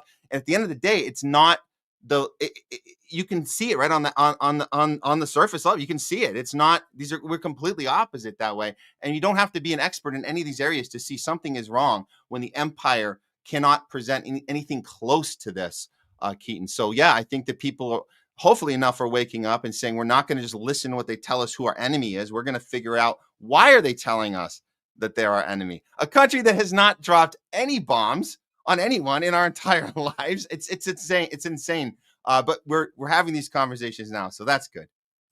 Yeah, I mean, you look at a video like that, and there are a lot of videos like that out there. You look at, a video of China, it looks like a futuristic science fiction movie. It looks like you're looking 200 years into the future. Yeah. So ask yourself, okay, look at that city, look at our city. Look at the civilization that built that, and then look at America now, where we're talking about now one of the latest introductions to the consumer market has been DoorDash debt. Where now they're allowing DoorDash customers to make interest-free payments up to however many weeks after they order DoorDash. They don't have to pay for DoorDash all at once. They can pay it off in installments with interest accruing after a certain period of time. Okay, so you ask yourself, you look at a video like that, and then you look at the country that just had to implement installment payments for food delivery, and just ask yourself who's going to come out on top. And I think if you bet on us, you're insane. Yeah, and make sure that food it gets to you with those soggy fries and all that. Yeah, exactly. Yeah, all your soda, your melted sugary soda and the ice will get to you, and it'll be good, just as good to go. Just it's all good. You can have some now, have some later with all, but you get all your sugar, everything you want. You can pay for it later. It's all good. That's how we do it here. So yeah, great point on that one, Keaton. Okay, let's move on to this next story here. We have the U.S. Press Secretary admitting very proudly so that the Trump team is pushing for more U.S. citizen deportations. And we say more because we've already been seeing them. So let's see the announcement here that this is in the works. They're looking for a way to do it. This is the Carolyn Leavitt, our press secretary, telling us exactly what's going on, saying the quiet part out loud. Here we go. The president has discussed this idea quite a few times publicly. He's also discussed it privately.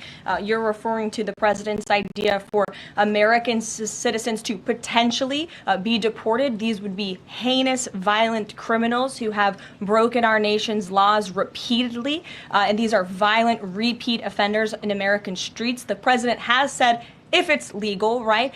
If there is a legal pathway to do that, he's not sure. We are not sure if there is. It's an idea that he has simply floated and has discussed very publicly as in the effort of transparency. Reagan. And then here is Trump's response. Also, just looking for a way to maneuver this so it can just be a thing, and we don't, totally cool, totally cool. The president there said he would be willing to take American citizens in the federal prison population. Is that one of the ideas you're going to be discussing? Well, I love that. If we could take some of our 20-time wise guys that push people into subways and that hit people over the back of the head and that purposely run people over in cars, if he would take them, I'd be honored to give them. I don't know what the law says on that, but I can't imagine the law would say anything different. If they can house these horrible criminals for a lot less money than it costs us, I'm all for it, but I'd only do according to the law. But I have suggested that, why should it stop just at people that cross the border illegally? We have some horrible criminals, American grown and born, and if we have somebody that bops an old woman over the head, if we have somebody that is in jail 20 times and goes back and shoots people all over the place and then has a bad judge or a bad prosecutor that do nothing about him, all they worry about is politics, they don't worry about that. I think if we could get El Salvador or somebody to take them, I'd be very happy with it, but I have to see what the law says. Okay, what else? El Salvador. This is, everything's been setting up for this to be the new normal, and the fact that the language he's using there, Keaton, and same with Carolyn Levitt, the same language they're using is basically saying, we're going to tell you that they're violent. We're going to create the definition of what they are, and then that's what they are. And it's the same thing we see with the anti-Semitism. You're anti-Semitic because we said so, because your behavior tells us that you're going to be, so you don't even have to be violent. I know they're using the word violent, but as we've already seen, Keaton, over and over again, people are violent with their intentions. And once you put intentions into the mix, you can call anybody a criminal and you can do whatever you want to them because you're setting this precedent, right? I mean, that's where we're at now. And there's not enough people on the Trump side that maybe at one point would have been not okay with this before Trump was in his second term, before October 7th even. They'd be not okay with this because they used to be about free speech, and they used to understand that words aren't violence. So these are the things I'm looking at when I hear them talk like this. And I just think there's too much of their base that think this is okay. And the El Salvador thing is totally okay when we know it's not. I want to talk more about the El Salvador thing, but your thoughts on so far on these two very openly candid admitting they're admitting what the plan is, and they're saying it out loud, and it's totally fine with their base. Well, yeah, I mean it's the slippery slope theory come alive. What a steep slope it was between them saying, we're doing targeted deportations of violent criminals. This was the Holman roundups in January, right after Trump took office, to now here we are talking about, well, actually, wait a minute, maybe American citizens can be sent there if they're violent enough. So it was pretty easy to see coming that these people are not going to exercise any kind of restraint. We just showed, on top of that, we covered the segment this afternoon where there are two different reports, one by Bloomberg, one by CBS. The Bloomberg report says 90% of the people they sent to CECOT have no criminal record in the United States. The CBS report says 75% of people who they've deported to CECOT have no criminal record at all, anywhere, meaning even in Venezuela where they came from, no record of any kind. And yet, without due process, they were sent to this hellhole. We know examples of people who have been sent there wrongfully. The Trump administration admitted Kilmar Abrego Garcia was sent there wrongfully because he was ratted on by someone else who got rounded up with him outside of Home Depot who said he was in a gang. You know, when you get rounded up like that, there's a lot of pressure. So, you know, talk shit about people who you rounded up with. The idea of, hey, if I cooperate, maybe they'll be nice to me. Yeah, the soccer player who was sent there because his tattoos were mistaken for gang tattoos. So yeah, I mean, it's absolutely horrible. You have mostly innocent people being caught up in this. Not only is Trump not trying to undo those mistakes, they are fighting the courts who are telling them they have to. You know, you had the federal judge there say, you know, this Kilmar has to be brought back. Not only did Trump not say, okay, we'll do it, he's trying to fight that ruling, insisting they don't have to do. Well, you've already admitted it was an error. So you would think you wouldn't even need to be compelled by a court to try and fix that. You'd think out of just basic humanity, you would try and fix that mistake yourself and get the guy back. No, they don't want to, because, you know, final part of this, the appeal of the Trump administration now to the voters is that there are a lot of people out in the streets, some of whom came here illegally, some of whom came here seeking asylum illegitimately, some of them were born here. He said native-born criminals who want to beat the shit out of you, who want to kill you, and we are going to crack down on people who mean you harm. That's really the whole pitch. Like, I don't really hear much about economic empowerment coming from Trump nowadays. Certainly no talk of peace or ending the wars. I mean, they're doing the exact opposite, 1,000 miles an hour. No, their entire pitch to the voters, and it's a very common, you know, fascist pitch. There are people out there who are going to attack you. We're going to protect you, and you need to empower us for your safety. Yeah. That's a very, very old, tried and true authoritarian trick. Works every time, and we'll see. We'll see, you know, how well it works now. Yeah. I think as the economic conditions get worse, people are going to catch on that this whole mass deportation thing was just a boondoggle. It was never to protect jobs. It was never to keep labor costs high.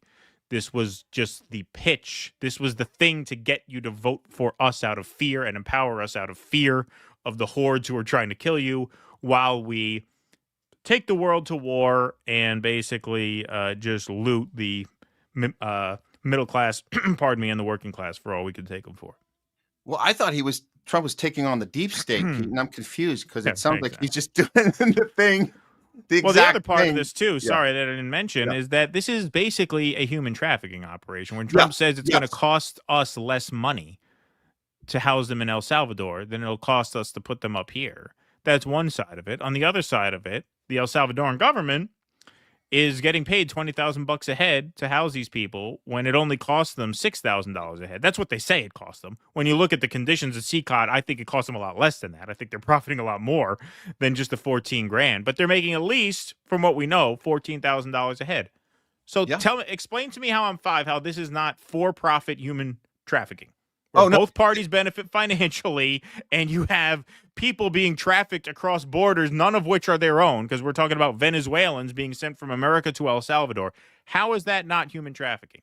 Oh, it's absolutely human trafficking. It's government-sanctioned human trafficking. So apparently it's legal when the governments negotiate the price of everybody's head. And we know that El Salvador needs that money. They're very poor. They need the money. And you said, like, it probably doesn't cost $6,000 per person because they're throwing them in that super prison. They're just throwing them all into one room. And from what we hear, because we did cover this last week, that they bring them, a whole group, in to see a judge, and they sit in there for 5 minutes and they leave, and then they can say, oh, they all got to see a judge. I mean, it's horrible. You never really get to see the light of day again. And now we understand that with this new policy of let's continue to do this to U.S. citizens, even though we thought it was an accident that this happened. And I admit I fell for it because, Derek Brose put this out when it first happened.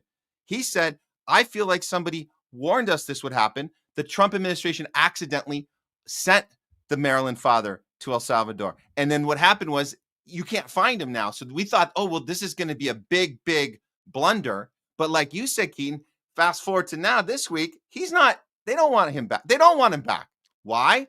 Because, and this kind of sums it up from what is politics. The mistake of deporting an innocent man to El Salvador is likely an attempt to make it possible to do the same to anyone, including U.S. citizens, without legal consequences. It absolutely was on purpose. The more I look at it now, Keaton, this was absolutely, there's no intention of finding this guy. It's not going to happen. Now you set a precedent. You continue to do this. And as they just told us, Press Secretary and Trump himself, we're going to look for a way to do it. We're going to look for a way to do it. Well, we've already done it. So it's already happened. So we can just keep doing it. There needs to be there needs to be more pushback on this besides people like us. I mean, people that are considering themselves MAGAs should be furious about this, but I don't know. Maybe they're just too confused to see what's happening right now. I don't know. We need more of them to stand up. Crime and punishment, fire and brimstone. That's what they're all about. That's what they're all about. And the other part of this too, pardon me, is and this could be partly why they're not trying to get him back. They might not be able to find him. I mean, that sounds like a crazy thing to say, but there are tens of thousands of people in this place thrown into these cells like chickens in a chicken coop. Yeah. There's no guarantee you could find a guy once he's in there. This has a capacity for 40,000 people. Now, I don't know if they're at capacity or not, but they're talking about creating more capacity, so they must be getting close. You must be in the neighborhood of at least 30,000 people there. 30,000 inmates being housed like animals. There's no guarantee you could get the guy back if you wanted to. Yeah. Oh, man. Yeah, but there is something about the fact that you needed to have one go through to say that we're not just doing this for the first. Our feet are already I don't discount that. I'm just saying, even if they wanted him back, I don't know if they can get him. And if they don't feel like they can get him back, then they're going to really fight the effort to get him back. Because what happens if the judge says you better bring this guy back, and they say, well, we can't find him. We can't find him. I mean, I hate to say this, but he could be dead. It's a violent prison. You know, if you're there and you're not connected to a gang member, that makes you all the more vulnerable. Yeah. Yeah. Man, this is again, we don't have enough people speaking out about this. We need more people on the Trump side that believed this guy was anti-war, believed he was about bringing free speech back. He's doing the exact opposite at every turn, in every way, shape, or form.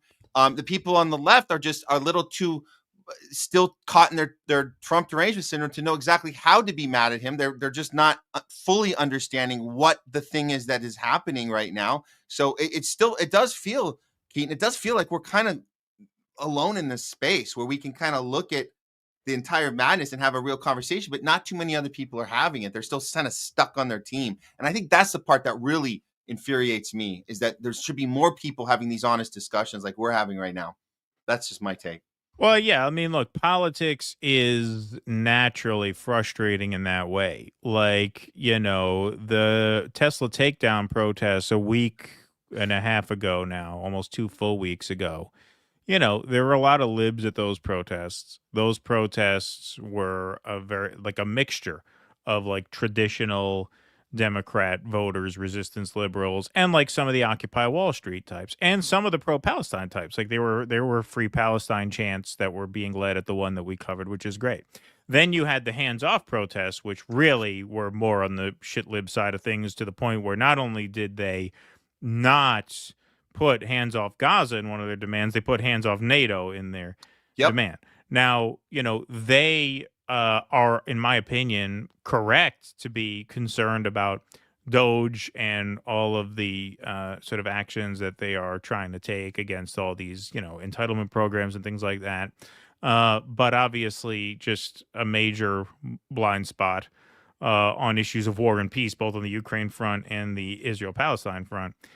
This is what's frustrating about politics, and this is where team sport politics becomes sort of minimally useful in certain contexts, because you're forced to just throw in with one team and fight for them based on the calculation that all things considered, they're better than the other team. Now, that, is considered productive engagement during election cycles, but there's more to politics than that. When you look at the tariffs, Trump called off the tariffs because it wasn't just Democrats screaming at him to do it. It was people who supported him screaming at him to do it. It was Bill Ackman. It was Dave Portnoy. It was Jamie Dimon. Right. So, there's more to politics than just throwing in with one team. In fact, the most powerful moments in politics are when people's own supporters turn against them, when there's friction and tension and a fracture even within one coalition and one movement. These protests, we have to be able to communicate exactly what constitutes a real resistance movement and what doesn't. And I think that's the space that seems like there's so few people in that we're able to understand. And it's not that hard. Once you step out of your tribe, you can see what constitutes a resistance movement. It's one where you don't have the leader of your party showing up to talk to you. You don't have a Nancy Pelosi showing up and saying, yeah, we're hands off. If you show up to a rally, if you show up to a protest and Nancy Pelosi shows up to talk to you, you made a mistake. Not your fault. You didn't know better. Turn around, go back in your car and go home. You don't F up again. Right. A real resistance movement, you don't have that happen. And you don't have Bernie and AOC saying they're fighting the oligarchy when they are the oligarchy. That's not a resistance. A resistance movement is Free Palestine. It's when people are there's going to be pushback from everyone. There's going to be media blackouts. There's going to be spinning and misreporting about who's being violent or who's not. There's going to be targeted takedowns of people and punishments. Those are real resistance movements. So we have to remind people what it looks like, because I get it. Like, people get excited when they see these things pop up and they go, oh, I want to be part of it. We have one in LA this Saturday. I'm going to try. I think we're going to do one similar. You guys, hit the pavement on those. And I want to ask the people. We're going to show up there. We're going to go there this Saturday. Bernie and AOC. Oh, that's right. Yeah, they're coming. Yeah. Yeah. So we're going to go there. And I want to basically ask the people there, why are you here? And I want to ask them, what is the plan? And I want to hear what they like. Oh, well, we're going to take, what is Bernie saying what the plan is? What are they doing? And then who are they going to tell you to vote for at midterms? Who are they going to tell you to vote for next time? What's going on? I don't know what kind of answers we're going to get other than just feel good vibes, which we were once guilty of. We were guilty of that went back in with Obama, hope and change. It felt good. Sure. But, I don't know. Those are the questions we need to be asking. But no, they're not. They don't know. They don't know better. I don't know. Maybe we can change them one mind at a time. Just get them thinking for themselves. I don't know. That's what I hope to do. So we'll see how that goes this Saturday. But yeah. So I think we have let's do one. I think we have time for one more here. Yeah, we got a little over 10 minutes. I just got to go get the kids after 5 o'clock. Yeah. Okay, we're gonna do this. We can bang it out. Okay, well, I'll get you out of here in time. I know you got your family commitments. Understand. We like to call this segment. I think it's time we're gonna call this a World War III watch. Okay, here we go.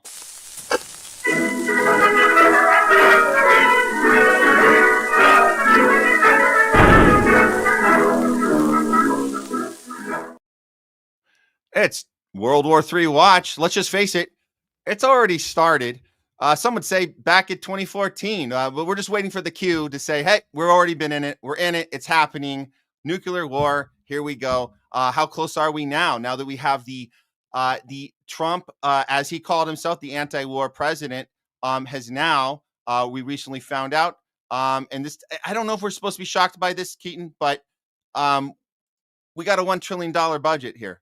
And there he is. There's the pose, Trump and his good friend, Bibi.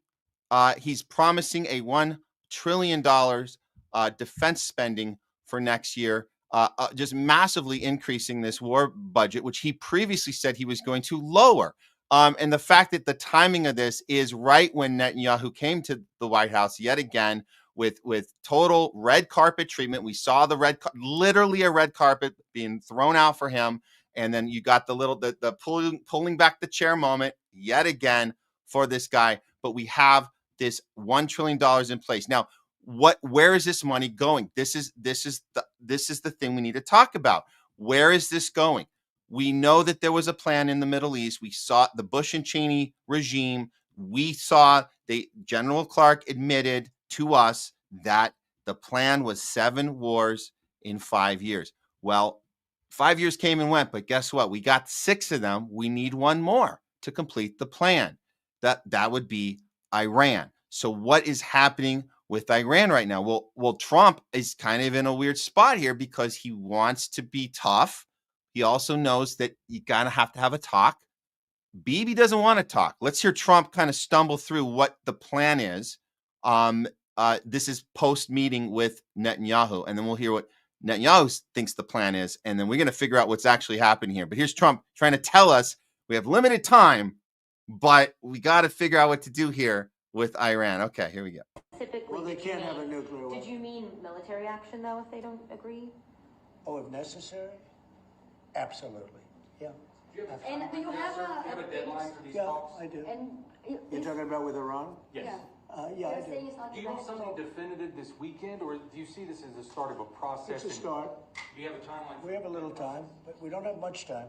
Who is it starting the Because we're not going to let them have a nuclear weapon. Is Can't it let them have a awkward nuclear to be there, Mr. President? And we're going to let them thrive. I want them to thrive. I want Iran to be great. The only thing they can't have is a nuclear weapon. They understand that. You know, the people are so incredible in Iran, and they're so smart. They're very smart people. But, you know, they're in a rough situation, rough regime. But they understand, and the leaders understand. And I'm not asking for much. I don't. They can't have a nuclear weapon, and I've said that. And I was a little bit surprised because when the election was rigged, I figured they'd get the weapon because with me they were broke. They were broke. They had no money because of the sanctions. Nobody could buy oil. We did that to Venezuela just recently, and we'll do it to other countries if we have to. Man, he just keeps saying the thing out loud. He can't help himself. He just keeps saying the thing out loud. And even with this approach here, Keaton, we have Netanyahu wants even more. He doesn't want any talks happening. He wants to do a more harder approach than that. This is Netanyahu after the meeting telling us what he thinks the plan should be with Iran. בארצות הברית תוך חודשיים, ביקור חם מאוד עם ידידי with my friend President Donald Trump.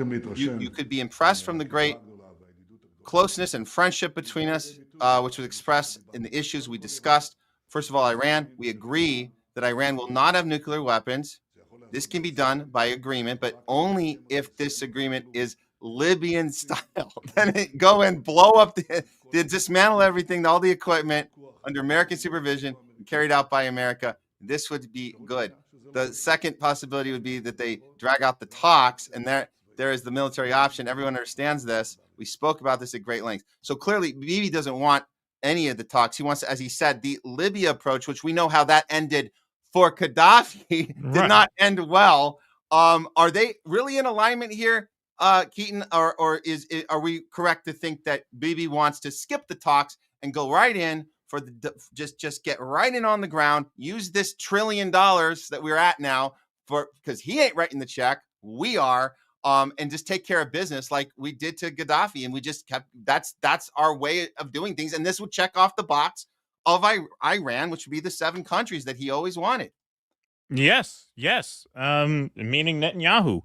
Donald Trump clearly works for Israel. Like this whole idea, when we say he's Israel first, that's not just like a clever retort to his America first framing. No, he actually puts their interests in front of ours. There's no doubt about that. The guy absolutely works for them.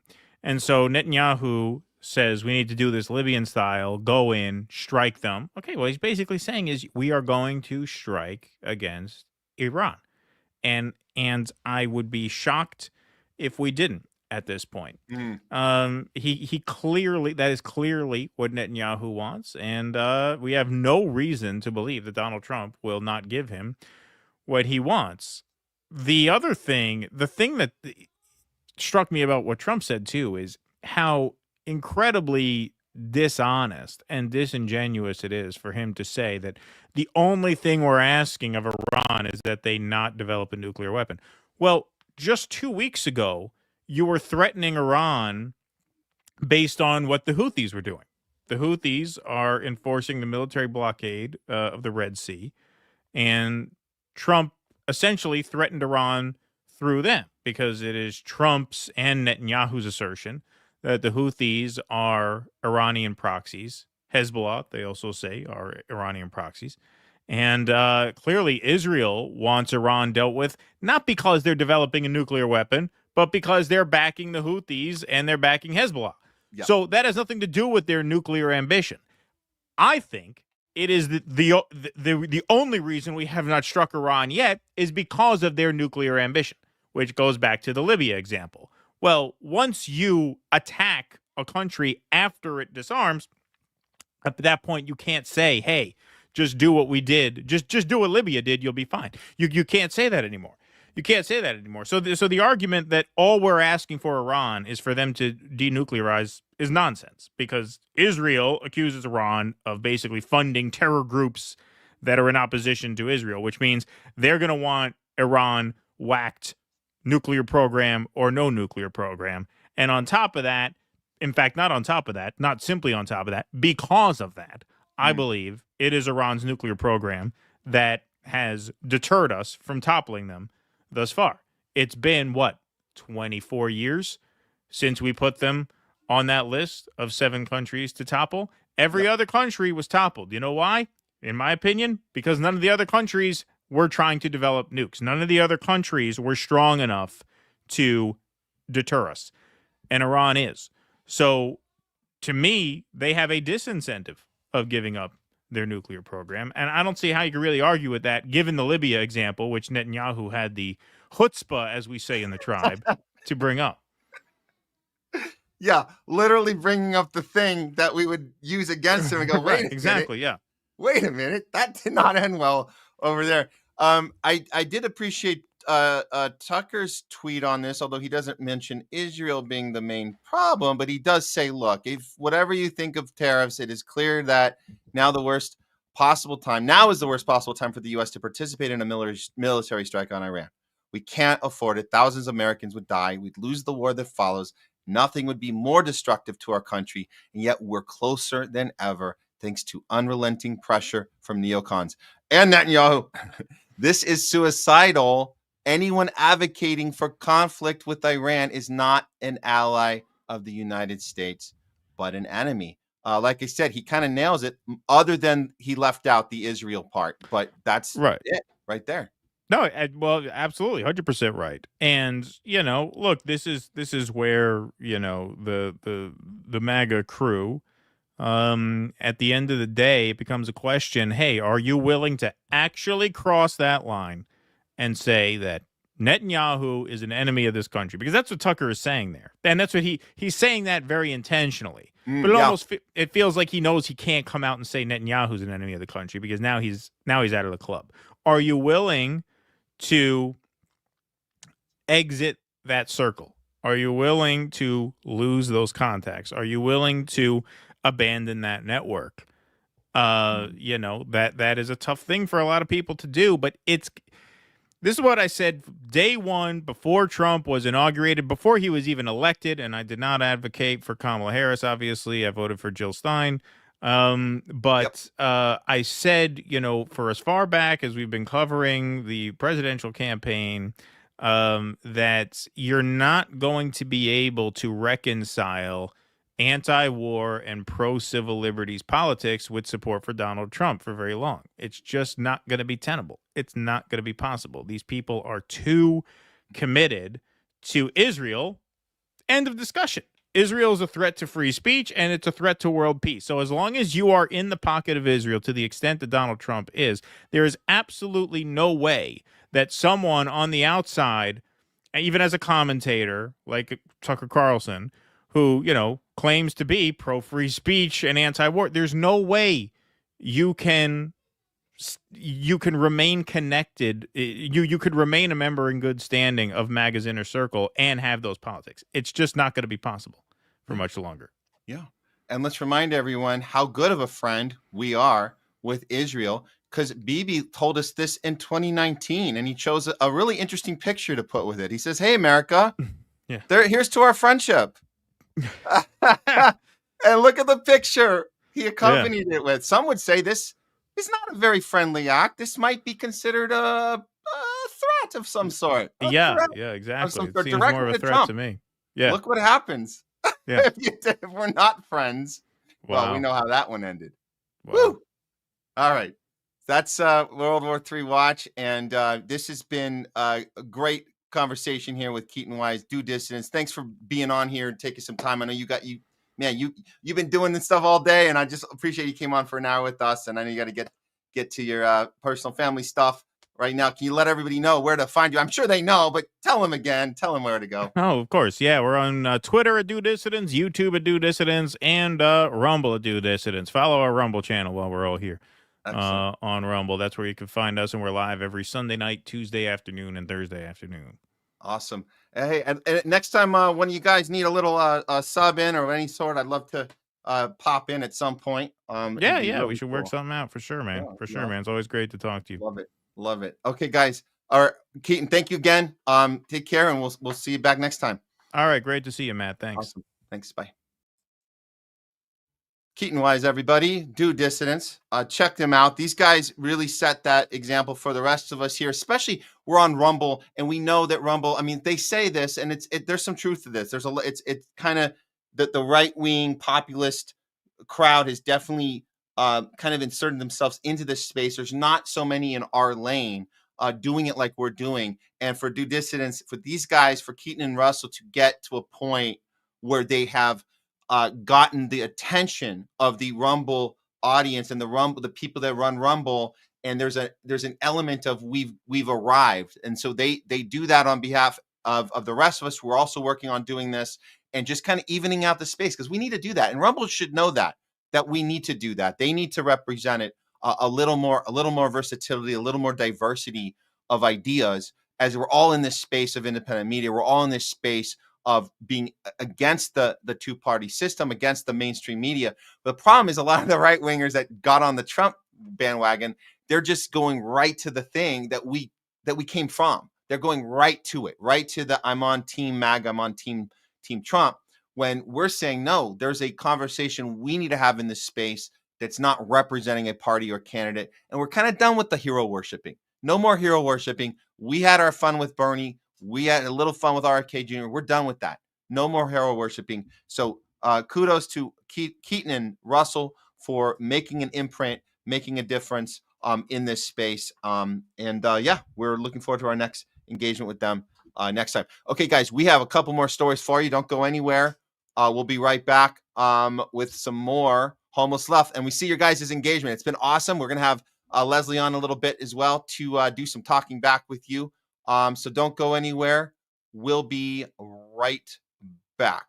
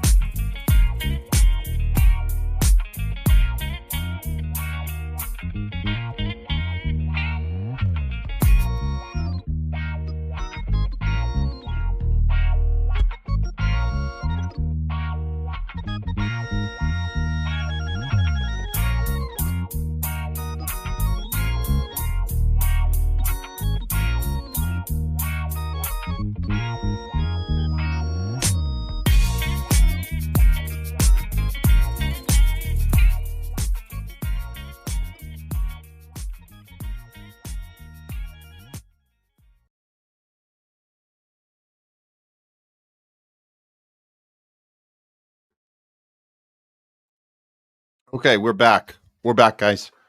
Thanks for being on with us on the show today. It's been great. We had a great conversation with KEATON WEISS, Do Dissidence, covering a lot of stuff today. We had another story planned for you right now, but we just got word on some breaking news. So I'm going to figure this out right now and cover this for you because some of you guys put that in the comments, and we wanted to make sure we're up to date on some happenings. We'll try and figure this out. Here we go. Breaking news. We got a little jingle for you. Here we go.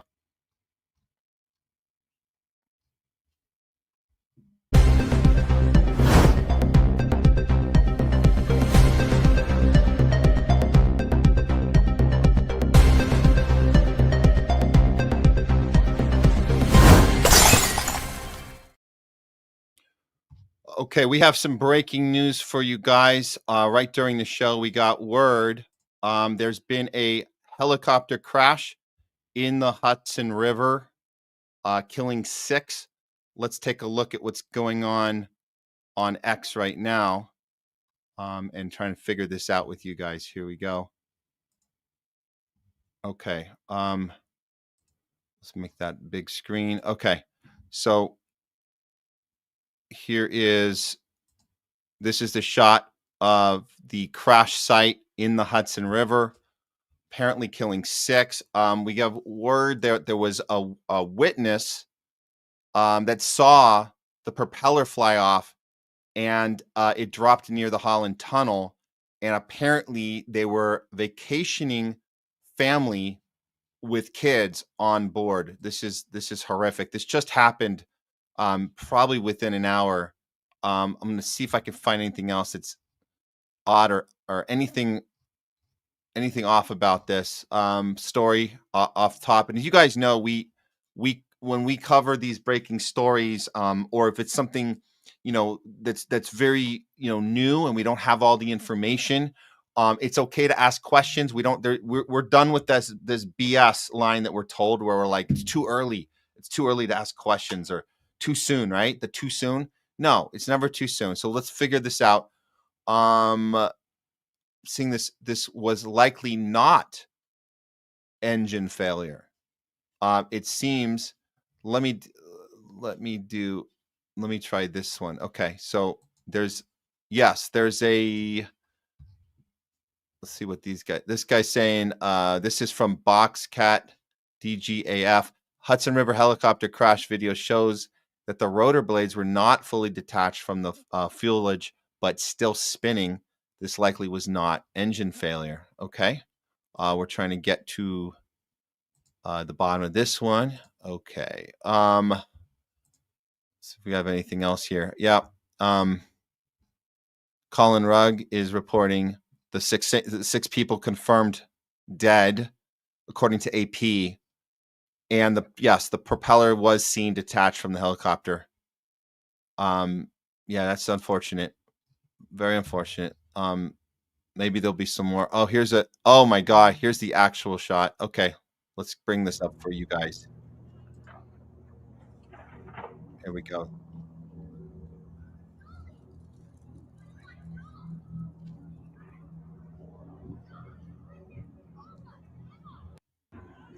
That's it falling at the beginning of the video. Oh my God. Those are just those random moments where you happen to have your cell phone pointed at the right place at the right time. Very, very interesting. Very tragic. Very tragic. Oh, another closer one. Oh, this is not good. This is not good. Here's another one.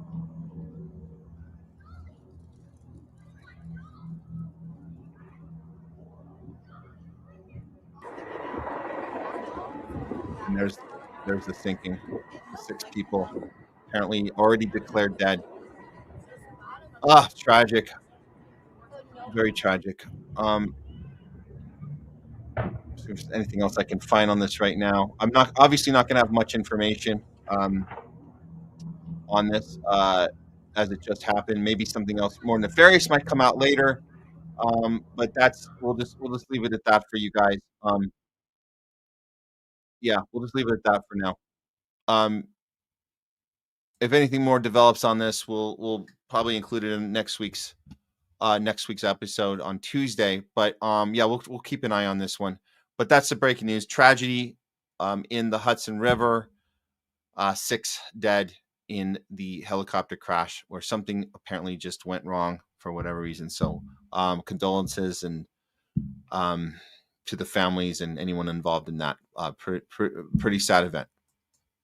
Pretty sad event. Okay, let's move on. I got a story for you guys. We didn't have time earlier to do this one, and I just think this one's kind of important. We're talking about the influencers, the right-wing-ish, middle of the road-ish, I don't know, establishment independent media but whatever you want to call these guys. We know that there was some influencers that met with Netanyahu. Tim Pool is one of them, and he confirms himself that he took part in what was supposed to be, as he says, a private roundtable meeting with Netanyahu and other influencers. And then he explains why he can say some of it, but not the rest of it. So we'll let him tell it for himself. This is here's Tim Pool. Let me grab this for you. And this is important. I'll tell you guys why after he admits this, like it's nothing. But it isn't nothing. This is something. This is a big deal that this happened, and he's talking about it. Okay, here's Tim Pool discussing his apparently a private meeting with war criminal Benjamin Netanyahu. Here, I got late word that I was invited to a private roundtable meeting with Prime Minister Benjamin Netanyahu. It was under what's called Chatham House rules. For those that are not familiar, this means that you cannot reveal anybody who attended, nor attribute anything to any one individual, as they can deny it, and they would. However, what I love about what the White House is currently doing, when you bring together a bunch of influencers and podcasters who don't know much about journalism culture, whatever you want to call it, not that we respect it tremendously, most people didn't know what Chatham House meant. So with all due respect, it's funny because they bring us into the Blair House, which is where Netanyahu was staying. And immediately people are walking around with their cameras, their phones up. They actually took our phones from us. And I legit thought they would maintain Chatham House rules, meaning you can't quote the prime minister, you can't quote his officials and the other people who were there, but you can report what was said generally. If you wanted an official quote on a specific matter, you would then ask an official once the meeting was wrapped, and they'd provide you the exact quote. Or they would just say outright, like, we ain't putting our quotes on that one. So he's telling you what the rules are, and he's following the rules, but he's kind of boasting and bragging about this meeting with no regard to what reaction you're going to get from us. He's not saying, well, why do you think he asked you for this meeting? We don't have to hear the details to know why we think you had the meeting. He's trying to align a narrative with people that are, as we say, influencers. You're an influencer, Tim Pool. You can highly influence, and there's a way that there's a courting process that happens, and you're a fool to fall for that. Tim Pool is a fool to fall for this, and then brag about it after, as if, oh, I'm playing by the rules. I told you guys, I know what this Chatham House rules, and I'm following the rules, but the other influencers at the table, they might not know so well, and they were getting their cell phones out. Ha ha ha. So you're telling the part of the story where people aren't used to doing this. They don't know all the little secret Israel inside the club. As Robert De Niro said in Meet the Parents, you're either in the circle or you're outside the circle, and once you're outside the circle, so there's these rules to be in the circle. So you think that's the story. That's not the story. We don't care that other influencers didn't know any better about Chatham House rules. We care that you took the meeting at all, and we care that you don't seem to be aware of what that means, how we're looking at you at this point. We can't take anything you say seriously. Not that we did before, but you're just saying it out loud. I'm a sucker. I took the meeting, and now I'm a pawn. Literally out loud, a pawn for Netanyahu. So anything we suspected before, you're just confirming it on your own, and you don't even know that's the thing you're supposed to be talking about. You're not even aware of that, which is pretty sad. He's not the only one. Let's look at Dave Rubin. Similar situation. He also gloated about this being at a meeting. I don't know if it was exactly the same meeting because we aren't confirmed on that, but he definitely, as an influencer, Dave Rubin thought it was cool to tweet this out, that he had an incredible few hours with Netanyahu on Monday. He took many difficult questions. Oh, really? What questions were those? Talking about the deep state, blah, blah, blah, Putin, blah, blah, blah. Couple of jokes. Oh, he's a funny guy. Oh, so he's not that war criminal you guys think he is. He's actually a guy that likes to tell jokes, because war criminals don't have a sense of humor. No, actually, I think it's quite the opposite. I think war criminals are more likely to have a sense of humor, because that's how they can amuse themselves with jokes about all the horrible shit they're doing. I'm sure they're not doom and gloom all day. I think that doesn't. So okay, he told some jokes, Dave Rubin, and then this person who said he was blocked by Dave Rubin, 7 C's. He posted the photo of the known genocider Benjamin Netanyahu. And then, of course, 7 C's, there's a reason he was blocked, because he's outing Dave Rubin as somebody who's funded by 775 Coffee, that he's been alongside Steven Crowder, Russell Brand, who we know his history and his compromise, and that he's been actually charged now with these multiple counts of actual rape. Donald Trump Jr. is in there. And then he mentions that 1775 Coffee is housed under the Colson Capital umbrella, owned by Foster Colson, who has been on the show with us before he really blew up. I mean, the guy's a wealthy mother effer. He started the wellness company, but as a lot of people said in the medical freedom movement, he got captured. So here he is in this whole room of captured people. So I mean, that's what you're saying when you tweet this stuff out, or you go on your show and you brag about these meetings, and you're totally sold out. You're totally sold out. So why is this important that we talk about this right now? Because I know a lot of us already knew these people were sold out. We've been talking about Russell Brand. We've been talking about these people. We've been talking about even people that it's harder to see, and we have to do a little more investigation on, like Ian Carroll. And there's like, we've had, honest discussions about that, and like how far, if you're getting all these overnight followers, what does that mean? Who's backing you? And we're having these honest discussions. But when these two people come out, when Tim Pool and Dave Rubin come right out and tell you, I'm a sold out puppet for Netanyahu and I have no shame about it, then you've done our homework for us. We don't have to do any more research with you guys. You two have exposed yourself. I'm going to remind you guys, and this is important. Let's keep some historical context. When we go back in time, just a couple years ago, when Biden, you remember Biden, senile Biden? Do you guys remember when Biden had to call on the influencer, get on the bat phone, call on the influencers, get them all here to the White House, all the TikTokers, they have all this influence, all the young people. We got to get the young vote. Got to get the young vote out when Biden still thought he was going to be on the head of the ticket. Remember that? So there's a different outcome when that happened. There were influencers. Yes, there were influencers that showed up to the White House. We saw footage of it. Awkward shit that they had to do, sit there, laugh and joke with Kamala, who wasn't running yet, but she was first lady, and do all these things to when they hold up their phone, they do their little check-ins with their millions of followers, and they tell them things about why they're excited about the Democrats. All of that they were paid for. It was staged. And the reason we know this one for sure is kind of the opposite reason we know about Tim Pool and Dave Rubin. Tim Pool and Dave Rubin are telling us they took the meetings and they're bragging about it. We saw a lot of TikTok influencers who, these are young people, young girls in some situations, that didn't take the meeting or said, you know what, that isn't cool.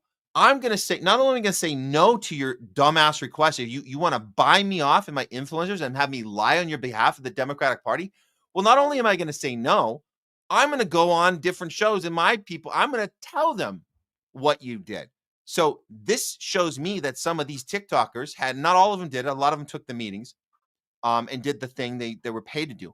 But we saw a lot of this happening. So I'm going to remind you, this TikToker influence, this was just one of them. There's a lot of them that did this. Farah Khalidi, she's a TikTok influencer, and she tells us exactly what happened when she went in there and the Biden administration wanted her to do these things. And she says, hell no. I'm not going to do it. Well, actually, I don't know if she took the money or not. Let me look at that closer. But the point is, she's telling us how horrible Biden and the White House at the time was for doing this. Here we go. And then, you know, TikTok was basically full time for me. I think I was taking ads by the time I graduated college from like the Biden administration and Planned Parenthood and like dating apps and stuff. So it was like fully financially, you know, sustaining. So you were getting, the Biden administration was buying ads from you? Yeah, I was doing full on political propaganda. And they would just, really, with like what kind of, like Biden created 10 million jobs yeah, this year? Yeah. Okay, so she did take the money, and then she's saying, I did full on propaganda. I mean, that to have the courage to say that, that's cool. I mean, you're not going to get that from a Tim Pool or a Dave Rubin. You're just not going to get. You're not going to say I'm doing full on propaganda for Netanyahu, or you're not going to fast forward to next year or the year after and say, yeah, you remember that time I did the thing? Yeah, that was the whole point of the meeting, was to align me with the message of Israel so we can continue doing genocide. That was the reason. And then I did the thing. And then I checked the boxes and I gloated about it, and here we are. So she's talking after the fact. Yes, I did this. I was a paid propagandist by the Biden administration. Honestly, and the funny thing is, they're like, do not disclose this is an ad, because, you know, they're like, technically it's not a product, so you don't have to disclose it's an ad. Because I think they just wanted like some edgy girl of color to just tell people, like when they nominated like Ketanji Brown Jackson, they're like, can you say like, as a person of color, you know, that you feel reflected? And it's like a white woman emailing this to me, and she's like giving me this script, and I'm like, no. And she's like, please. And I'm like, no, I'll like talk about the news of it, but I'm not gonna be like, I'm not gonna have a white person tell me to be like, you know, this is how I feel as a person of color. Like, it's just so, I think that black pilled me. Okay, so that was her breaking point. Is you're not, look, I'll take the pay, I'll sell out, I'll promote the thing or the event, and I'll mention the thing, and then you pay me, but I'm not gonna say it in the way you want me to say it that compromises who I am. So she put the brakes on. That's what it looks like that happened there with this girl. So are we gonna see any of that from these influencers that are in literally in the pockets, totally sold out to Netanyahu, and are bragging about it? Like, no worries at all. This is what I do. You think you're just meeting a secret meeting? Tim Pool, you're literally telling us about a secret meeting with all these rules, and you don't understand what that tells us. We don't have to do the work anymore. We don't have to do any more investigation on you. You are exposing yourself. It's as clear as day. You're total sellout. There's nothing else we would ever want to hear out of your mouth from this point on, unless it's, I'm sorry, I effed up. This was a low point for me. Please forgive me, guys. I will never take a meeting like that ever again. Not from a psychopathic dictator, warmongering, war criminal, child killer, genocider, narcissistic piece of S like Netanyahu. Okay. I think we are looking good right now. Man, guys, thanks for being on with us. This has been an awesome show. I think we're going to get ready to read some of your comments. I don't know if we're going to get to all of them. We got a bunch today, but we're going to definitely give you guys a chance to chime in and engage with us, because we're going to have Leslie on here in just a minute.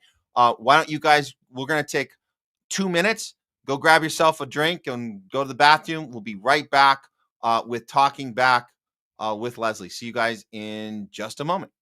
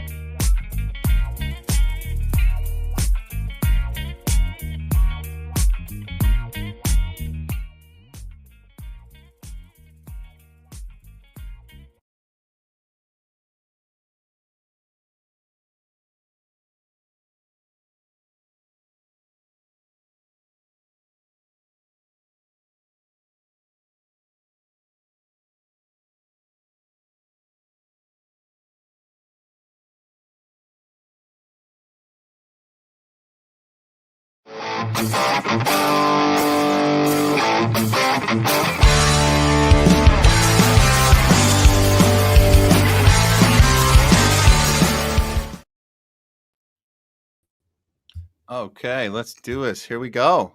Welcome, welcome. Talking Back with Leslie. Leslie, welcome back to Homeless Left with us. Thanks for being here on this pretty cool show I think we've had today so far. Can you hear me? Very cool show. I want to make sure that we don't have a lot of echo and feedback and that you can see me and I'm moving. No technical issues so far? We see you perfectly. We hear you great. Feedback is very, very, very minimal. So we're all good. The only thing I'm suspicious of is, do we have a time delay? Are you hearing me in the good time? We're good? I think so, unless you hear me a little slower, but let me know. I can try to edit something. I don't know. There's about a two second delay, but we'll work on it. Well, everything else is good. So we'll have maybe a little bleep between us, a little oomph, but it's okay. We're good. Okay, we'll take it away here. Let's see what we got. Okay, so I'm all the way at the top. We have a lot of comments today. Obviously, I can't read all of them, but yeah, there's a lot of obviously new viewers from Do Dissidents who are themselves amazing and great. I follow them everywhere.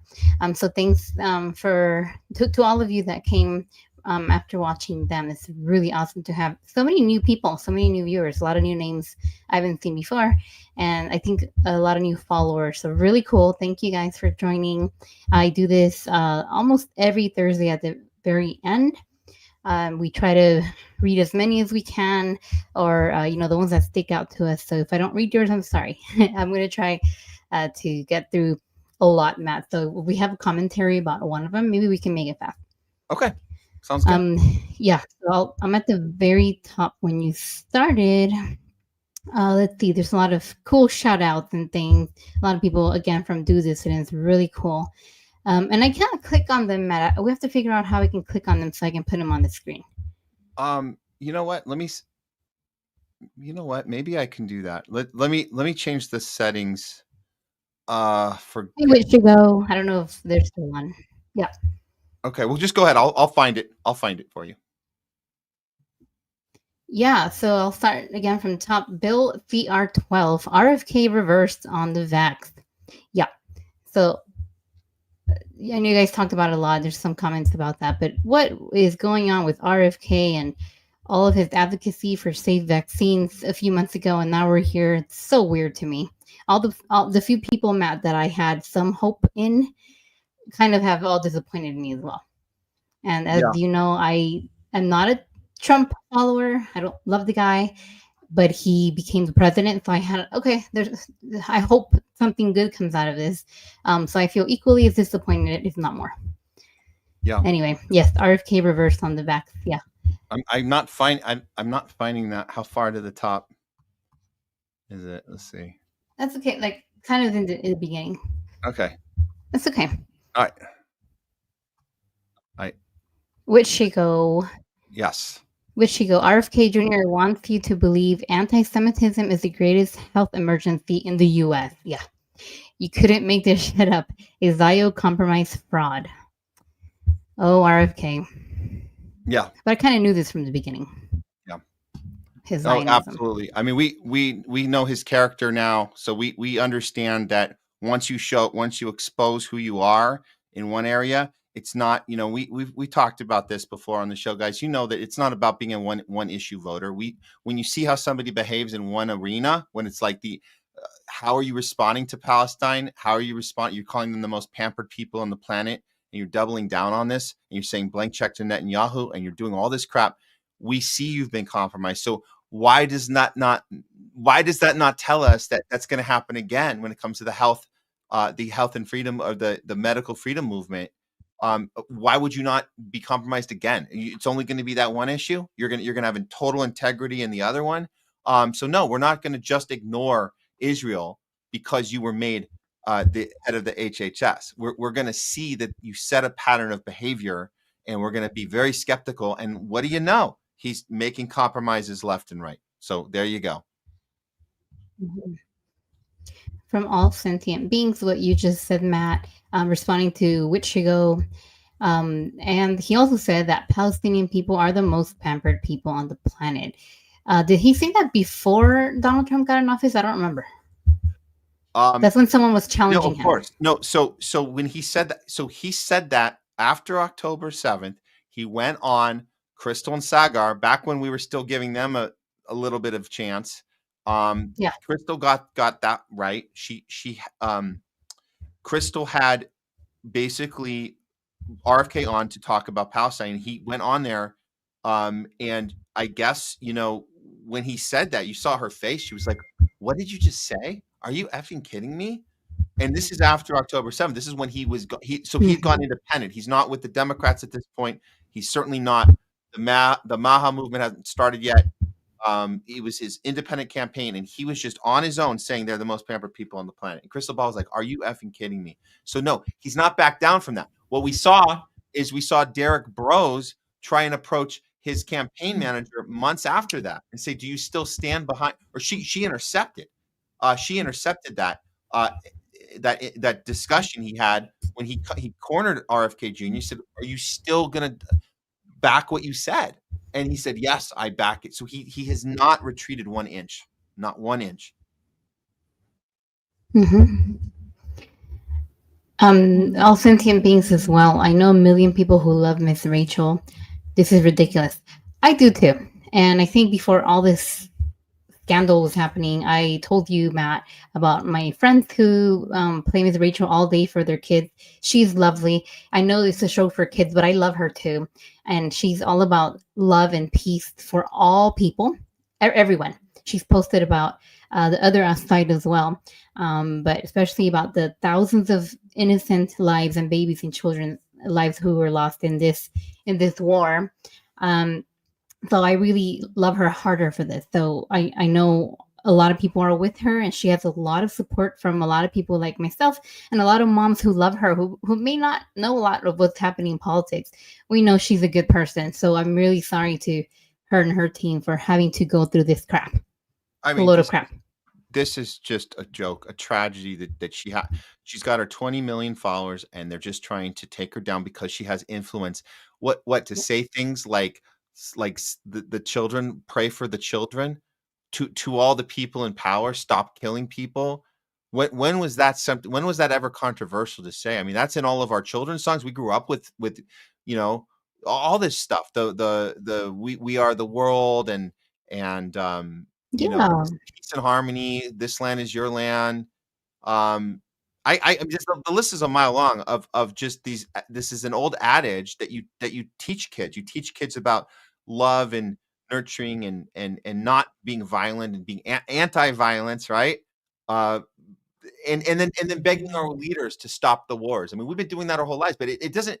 These are blanket ideas that don't really have any So even to call it propaganda, what's the propaganda? She's not really saying. That's the thing, Leslie. She's not even really saying much. She's just saying, stop the killing. Let's have everybody be okay.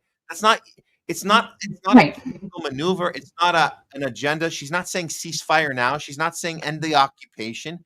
So it's insane to me that you're going to, but the reason they're going after her, Stop Anti-Semitism is going after her because she's got 20 million followers. And just to say something simple like save the children, don't kill any more people, you're putting a human face on these children, and then more people out of that 20 million are going to be like, oh, wait, what's going on? Because they didn't tell me on TV what was going on. Now I'm hearing it. So that's what we want to avoid, is truth being exposed. That's all.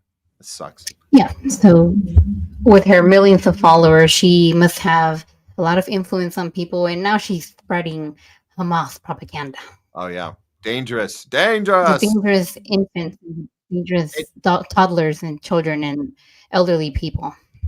They said to the Trump campaign, we want you to investigate who is paying her, because she's not making enough money off.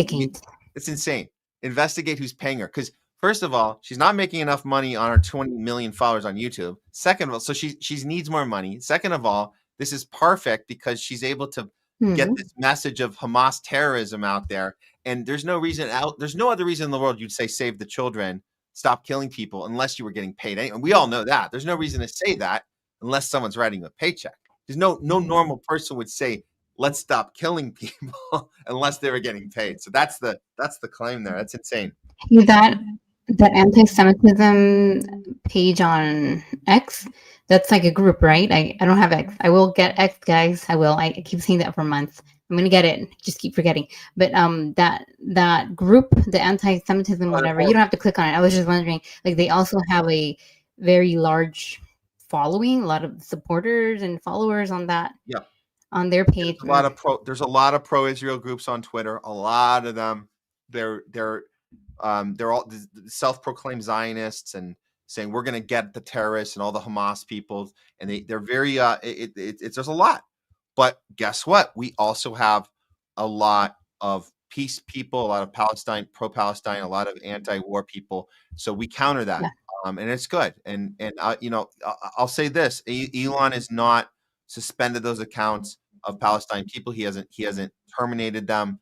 A little shadow banning going on. We can see that, but we exist and we're there, and it's at least we have that. At least we have that. So yeah, there's some super advanced algorithm technology things, because when I post things on my social media that are stupid or fun or funny or has nothing to do with anything and it's not going to hurt anyone, I get hundreds of views. Yep. And then I post about certain things. Again, Zionism and certain things that the government doesn't like, or there's some advanced algorithm. I don't know. I get like 12 or 13 or 20 views sometimes. How does that work? I don't understand it. But definitely yes to shadow banning. You were mentioning the Elon Musk thing, but there's something funny going on. It can't be a coincidence that every time I post something about being anti-war or anti-genocide, I get very little views. Isn't that interesting? Okay, let me keep going. We're talking about Miss Rachel and Bill CR12, the really nice person. Bill, I assume he's a guy, wrote, "God bless you, Matt." Thank you. Yeah, some comments before that. Let's see. Ardeen Dubia. Israel is a pre-crime project. No arrest, just death. Yeah, they're not arresting people, Matt. They're taking. Would you call them prisoners of war? So what he's talking about, we were covering the pre-crime program that UK's putting out to their people. They're literally doing the plot of Minority Report, the Spielberg film from 2002. It's coming to life. It might as well be a Black Mirror episode that we're living through at this point, where pre-crime division is being put together, where they're going to arrest you before you do something. So that's exactly what Israel is. It's a pre-crime project. He's 100% right. They have to. So as we're seeing a genocide happen, their justification is we have to do the genocide because they want to genocide us. So their justification is something of a feeling. We have a feeling that they're going to do something. So we're going to stop you beforehand. And we're like, but you're doing the thing that you're afraid. You're actually, well, we get to do the thing because we're afraid you're going to do it in the future. So it's 100% a pre-crime project, and that it's bullshit, and that It is. So it's basically already kind of a crime to be an indigenous person born in that land in the Middle East. Mm-hmm. It's a crime to For be the life born of me, there. I can't. Okay. Because it means that you automatically hate Jews if you're born in Palestine. You can't help it. And it's okay to kill babies in Gaza because the babies would have grown up to be Jew killers. That's it. That's it. What and so world it's are okay. we living in? I can We're sleep like, at night. I can sleep at night because of pre-crime. Yeah. We're in a Black Mirror episode, Matt, and Yep. viewers. Okay, let's see. In response to that, all sentient beings, and IDF is not the most moral and ethical army in the world. That's to you, and to everyone. There was a thing we keep talking about this, Matt, or we keep mentioning that somebody out there said that the IDF is the most.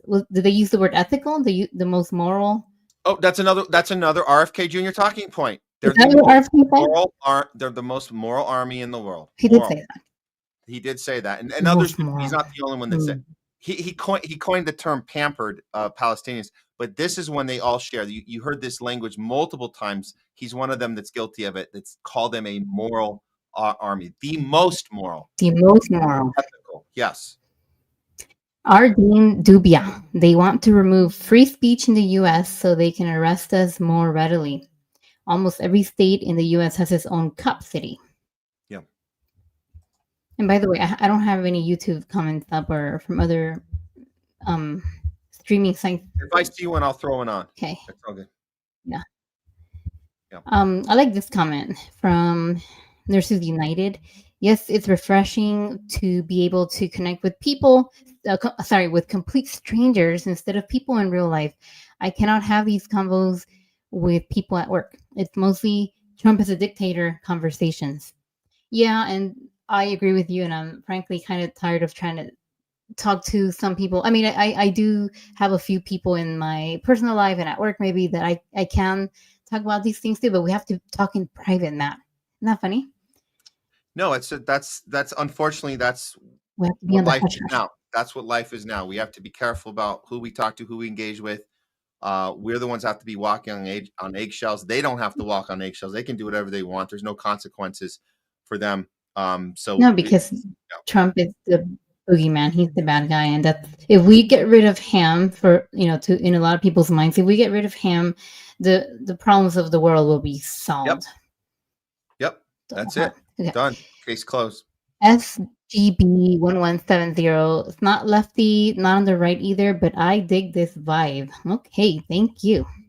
Yeah, appreciate that. And that's what we're about. We're not, and we're not centrist. Let's be clear. We're not centrist. We're not moderates. That's what they want us to say we are. So it kind of puts us still in the establishment, just in the middle of it. We're not in the establishment. We're on the bottom. We're on the ground with the people.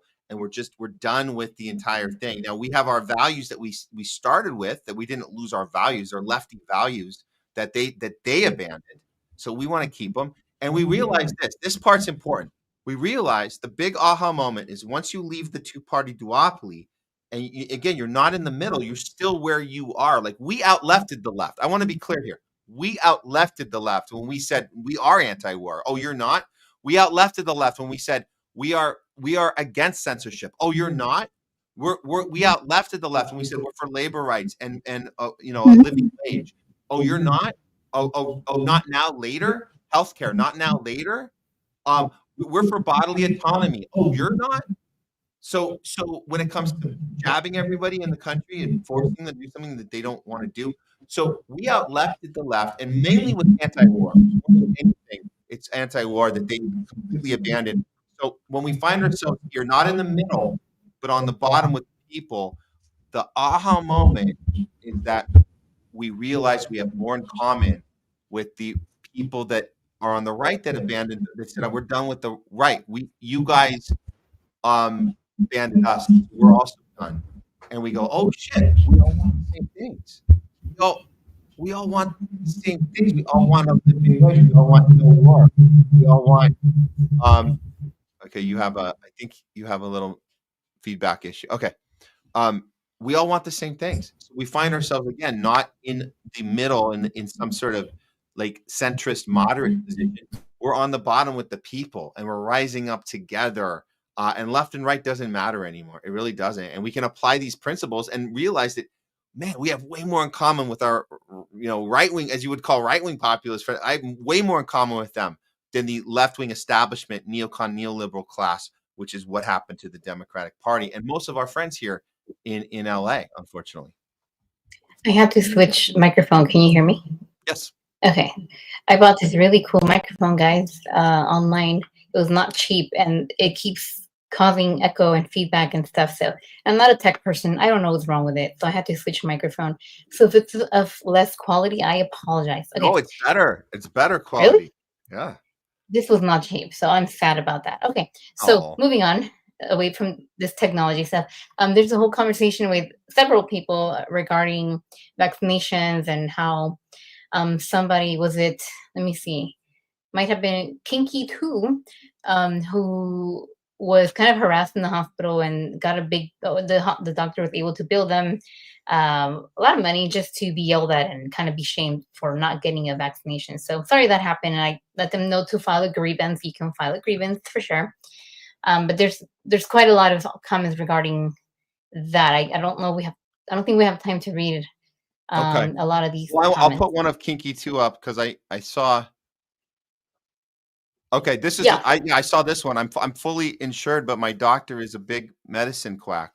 Yeah, that's. Yeah, and I would say most, or many, most, if not all, not all, but most of them are, and that's because I also work with a lot of them who are very get everything kind of people for prophylaxis, which just means to prevent illness or a very severe illness of whatever. Get everything, even for newborn babies, inject them with everything, and 2-month-old babies, get them everything. Better safe than sorry kind of thing.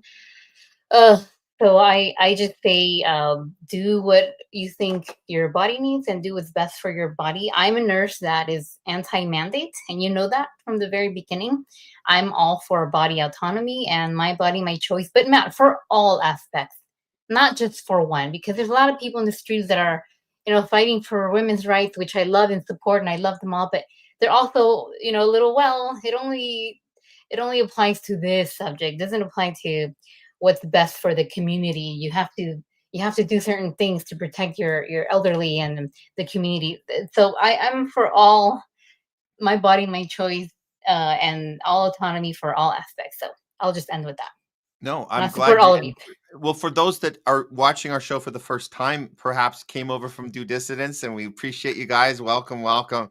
And if you're hearing Leslie talk right now, and it's the first time you're meeting her with us with the Homeless Left, Leslie, as she said, she is an RN, and so a lot of your feedback is coming from a place of kindness and humanity, because you were one of the nurses that did not fall for at least the scam that was the everybody shut up, and if you say something against the system, you're going to be punished, you're going to be in trouble. You were always willing to look at other things, and I think that's why you ended up with me on the show and doing this and still doing what you can do in your job to help people. But you're fighting this every day. I know you going in every single day having to fight the profit machine that is anti-people, anti-health. And so it's a hard thing to do. And I appreciate, I respect that you do this still every day.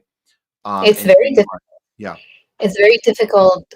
Yes, for, like Matt said, for the people watching, yes, I'm an RN in a big hospital here in California. And I did post this on social media that we're here talking. And so I'm not sure if there's anyone watching this that's disagreeing, but it has been very difficult, to say the least, having to experience the kind of, like, I don't want to say the harassment or the bullying, but a little bit of shaming of, oh, that person over there, they're anti-vax, or that person over there, they're one of those Trumpers probably. Oh my God, it's been so difficult. But anyway, I support all of you and all the viewers. And, if people think that things are right for them and for their bodies, with informed consent, Matt, do whatever the heck you want with informed consent. But the big issue is that a lot of people do not have that informed consent. They are being told this is safe and effective. Do it for you and for the people you love. Thumbs up. Nobody had informed consent No. when they rolled out the jobs. Nobody did, because they were hiding it all on purpose. Pfizer didn't want to release that data for 75 years. Yeah, there's no talk about side effects or adverse effects. Just sit down in this area for 15 minutes in case something weird happens. Well, what can happen? Just in case anything happens. Yeah. I went through that 3 times. It sucked. Okay, all right. We're not even halfway. Let's see. No, we're getting there. Are we? I appreciate no. Okay, it's all good. You're doing good, because we can't again, guys. We can't get to everyone, but anything that sticks out, let's engage, and yeah. So we support all of you, all the commentary about that subject, and then we talked about a little bit about the the helicopter accident in New York. Oh my God, it's like you said, tragic. I have no idea who the people are yet. I wonder if it's like a tourist helicopter, or was it a police helicopter? I have no idea. I have not looked into it, but thanks to the viewers here, I think is Wichigo, that we're able to see that. But more needs to come in the next few days. Very, very sad. Yeah. Thanks. Some people are like, I wonder who's in there. We tried our best to cover it as breaking news, but I only had so much information. But we did confirm, it has been confirmed that there are 6 dead, including a family on the helicopter. They're dead. All 6 people on the helicopter. There's no survivors. Yeah. No survivors. Yeah. Unfortunately, it's tragic. It's tragic. Sherry was on board. Hi, Sherry. Thanks for tuning in. More stuff about the vaccines. Let's see. More stuff about the helicopter crash. Oh, I see Sherry. Yes. Hi, Leslie. Yeah, she says, hope you are both well. Thank you. Oh, thank you, Sherry. Appreciate it. Yeah. Okay. Chico, hello, Keaton. Yeah, it was great having him on. That was really cool that you guys got together and did this. I really enjoyed that. Shout out to Craig Pasta for hooking up the conversation with Keaton. That's right. We've had Keaton on before. You guys, we had him on for, I think, he kind of slipped in a little half hour, 40 minutes with me and Pasta once, right at the end of the election season. So that was really fun. And that's where we kind of first got talking. And even when we were before that, we actually did a little thing in Chicago where he came on from New York and did a little live, and we were on the street. So that's where I first met him. And so this was great today, because Pasta, he couldn't be on with us today. And he's like, you know what? Why don't you and Keaton just do a one-on-one? We'll get him on for an hour and we'll do it. And it worked out great. So thanks, Pasta, for hooking that up. And it's all about those relationships, because we're all trying to do the same thing in our own way. We all have our own little personalities, our own little show gimmicks and things that make little quirks. Yeah, we all have our little style, right? We have our little brand. Styles, yeah. But we support each other. We're not competitors, guys. No. Yeah. You guys support each other and elevate each other. Yeah. And you know how I know we're not competitors? Because all you guys go and watch all the shows. So you guys aren't playing favorite. I mean, you can have your favorites, but you support. You guys know too. So we're all aligned that we're all helping each other. You guys watching and us doing the work, and we're all together. It's all good. Yeah. Absolutely. And then we talked about some other stuff. I don't know, the weather. I will take 30 seconds to say this. One of my comments to Kinky and other people. Matt, and I think a lot of viewers know as well, that I love to save money. My money's my money. I don't like to buy new things all the time. I hardly do. And I also don't like to continue to feed these crazy corporations that just want our money. So what I suggested in one of the comments, to go on your local buy nothing Facebook groups. It's going to be a hot summer. Look for air conditioners there. Some people give out all their stuff for free. Go on Facebook Marketplace. Go on what's the other app? OfferUp. You're going to find a lot of things that you need from your neighbors and people that live locally to you. That way you save money, and the money circulates within each other, within the community kind of thing. Oh, that's it. 30 seconds. Done. The end. Oh, I love your picture, by the way. I'm sorry? I love your picture, by the way. Oh, yeah. I think, was it Wishigo who noticed? Thank you. And let me read this one a little higher from Wichigo. Two of my favorite alternative media truth tellers together. Totally. Oh. Yeah, thank you for that comment. Really Oh, cool. wow. I thought that sentence was going to end with "do dissidents." They're two awesome ass truth tellers, but I think when he says together, is he talking about me and Keaton today? He's Was talking that about you and Keaton, I think. Oh wow, very cool. Thank you, Wichigo. That's awesome. I just honestly, I didn't read I just saw the first half of the sentence. I just assumed you were giving a shout out to D. We call it the DD boys, the Do Dissidents boys, who are awesome. Yeah, But the both of you. And yeah. actually, Wichigo, the one of the new comments says, "Boycott everything." Yeah, boycott everything, and let's support each other in our community and buy used, not Goodwill. Goodwill is for profit. The owner of Goodwill drives a $400,000 car or something. I don't like shopping from there. Local thrift shops, neighbors from each other, OfferUp, Facebook Marketplace, all that stuff. And your local Buy Nothing group. Please join it. I highly recommend it. Matt, you see how many awesome things Oh, I yeah. get from the neighbors. Oh, it's great. Yeah, that's a Boycott great everything. point. Boycott Amazon. Just boycott all these crazy big corporations. Yeah. Okay, let's see. And I'm really hungry. I don't know why I have so much energy. I'm hungry like like Airwaves. He called cheese slice cheesecake at the very end. That was funny. Oh. Oh. Hey, No, go ahead. Go ahead. I did find a YouTuber comment because it's cheese We're slice came on. talking, yeah, that was funny at the very end. At the kind of the middle, back where we are right now, you guys were talking about China and everything that's going on right now. WM Lumen asked, is yuan at 18-year low or is that fake news? I think I Googled that, and I don't know how truthful Google is nowadays, but I saw that it's the weakest or lowest since 2023. I don't know. I don't know much about that, but that was a question that I found interesting too. If I would only suspect fake news if we were seeing that as the headline on CNN. So we always check the mainstream outlets to see what they're lying about. But yeah, just good to look that up and see if it's actual fake news, or sometimes people just have different interpretations. But it's definitely on a low. We know that it's on a low. How many years? I don't know. We'll have to look at that. But that's yeah. But the point is, it's not doing well. That's the point. You put was it a picture or a video of China and all the beautiful architecture and technology, and then New York, I don't know. What does that look like without the lights? I was wondering why that question. Like without the lights, would it look sad and poor? I'm not sure. We were saying without the lights. What? This comment? Did I bring up the right comment or no? You had to. Oh, no, I see. Yeah, the same person. I got it. What does that look like? I was just wondering why they would ask.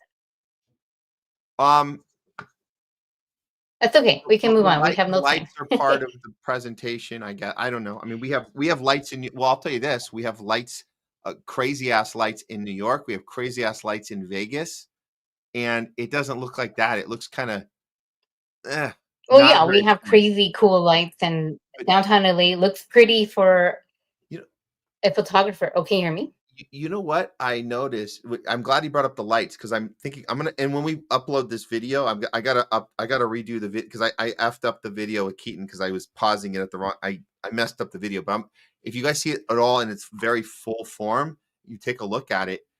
It actually, there's something refreshing about those lights. Did you guys notice in that video that there are no big ass advertisements of Big Macs in your face and things to sell and buy and all these promotions? I mean, because that's the problem with the lights we have in New York and Vegas. It's constant shit in your face. It kind of takes away from the ambiance of what a functional city looks like, where it's not throwing shit at you constantly and making you buy things you don't want.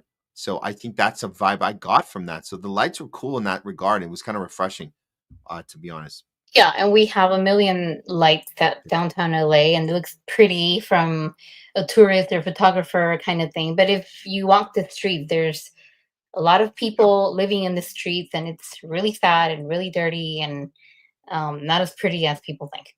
Anyway, I'll move on to Longmeadow the movie entertainment industry will contact the White House and remind them the political loss of profits from this tariff war with China.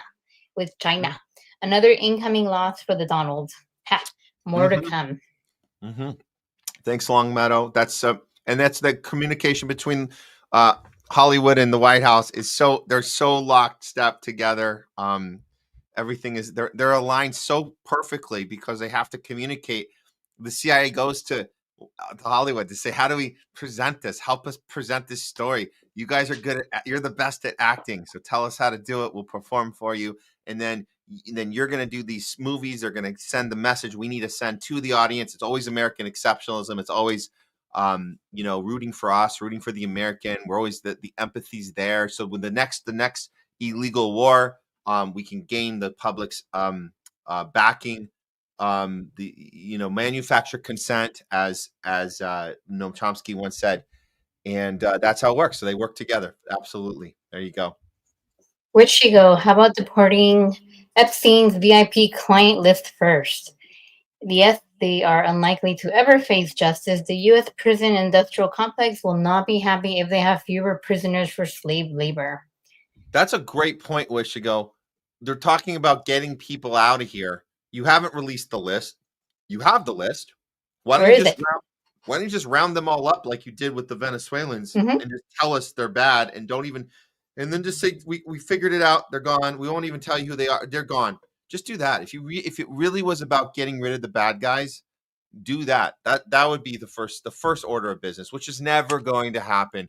All right, let me throw this cheese slice on YouTube because you don't have access on this one. But he said the only thing exceptional about America is that everyone has health care except us. That's right, cheese slice. Thank you for that, Jamie. Yeah, it's exceptionally awful that we are the only ones without it. Yeah, we have to be able to afford it, like with the Affordable Care Act that everyone was bragging about. They're so happy, but it was not affordable for everyone. Even for me, a working nurse, when I had what's it called, healthcare reform, everything was either hundreds of or thousands of dollars out of pocket. It was pretty awful. So that wasn't healthcare reform. That was some bullshit right-wing plan that Obama took from Mitt Romney. It was a Republican plan that was done in Michigan. There was no single payer. You punished people who couldn't afford it.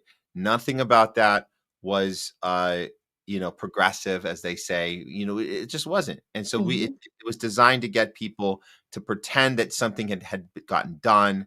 And then it was like kill two birds with one stone. They were able to make half the country think something great had happened, and Obama was championing the people when he wasn't. And on the other hand, you had the other half of the country got to be like, aha, look at how it failed. So it was designed to fail.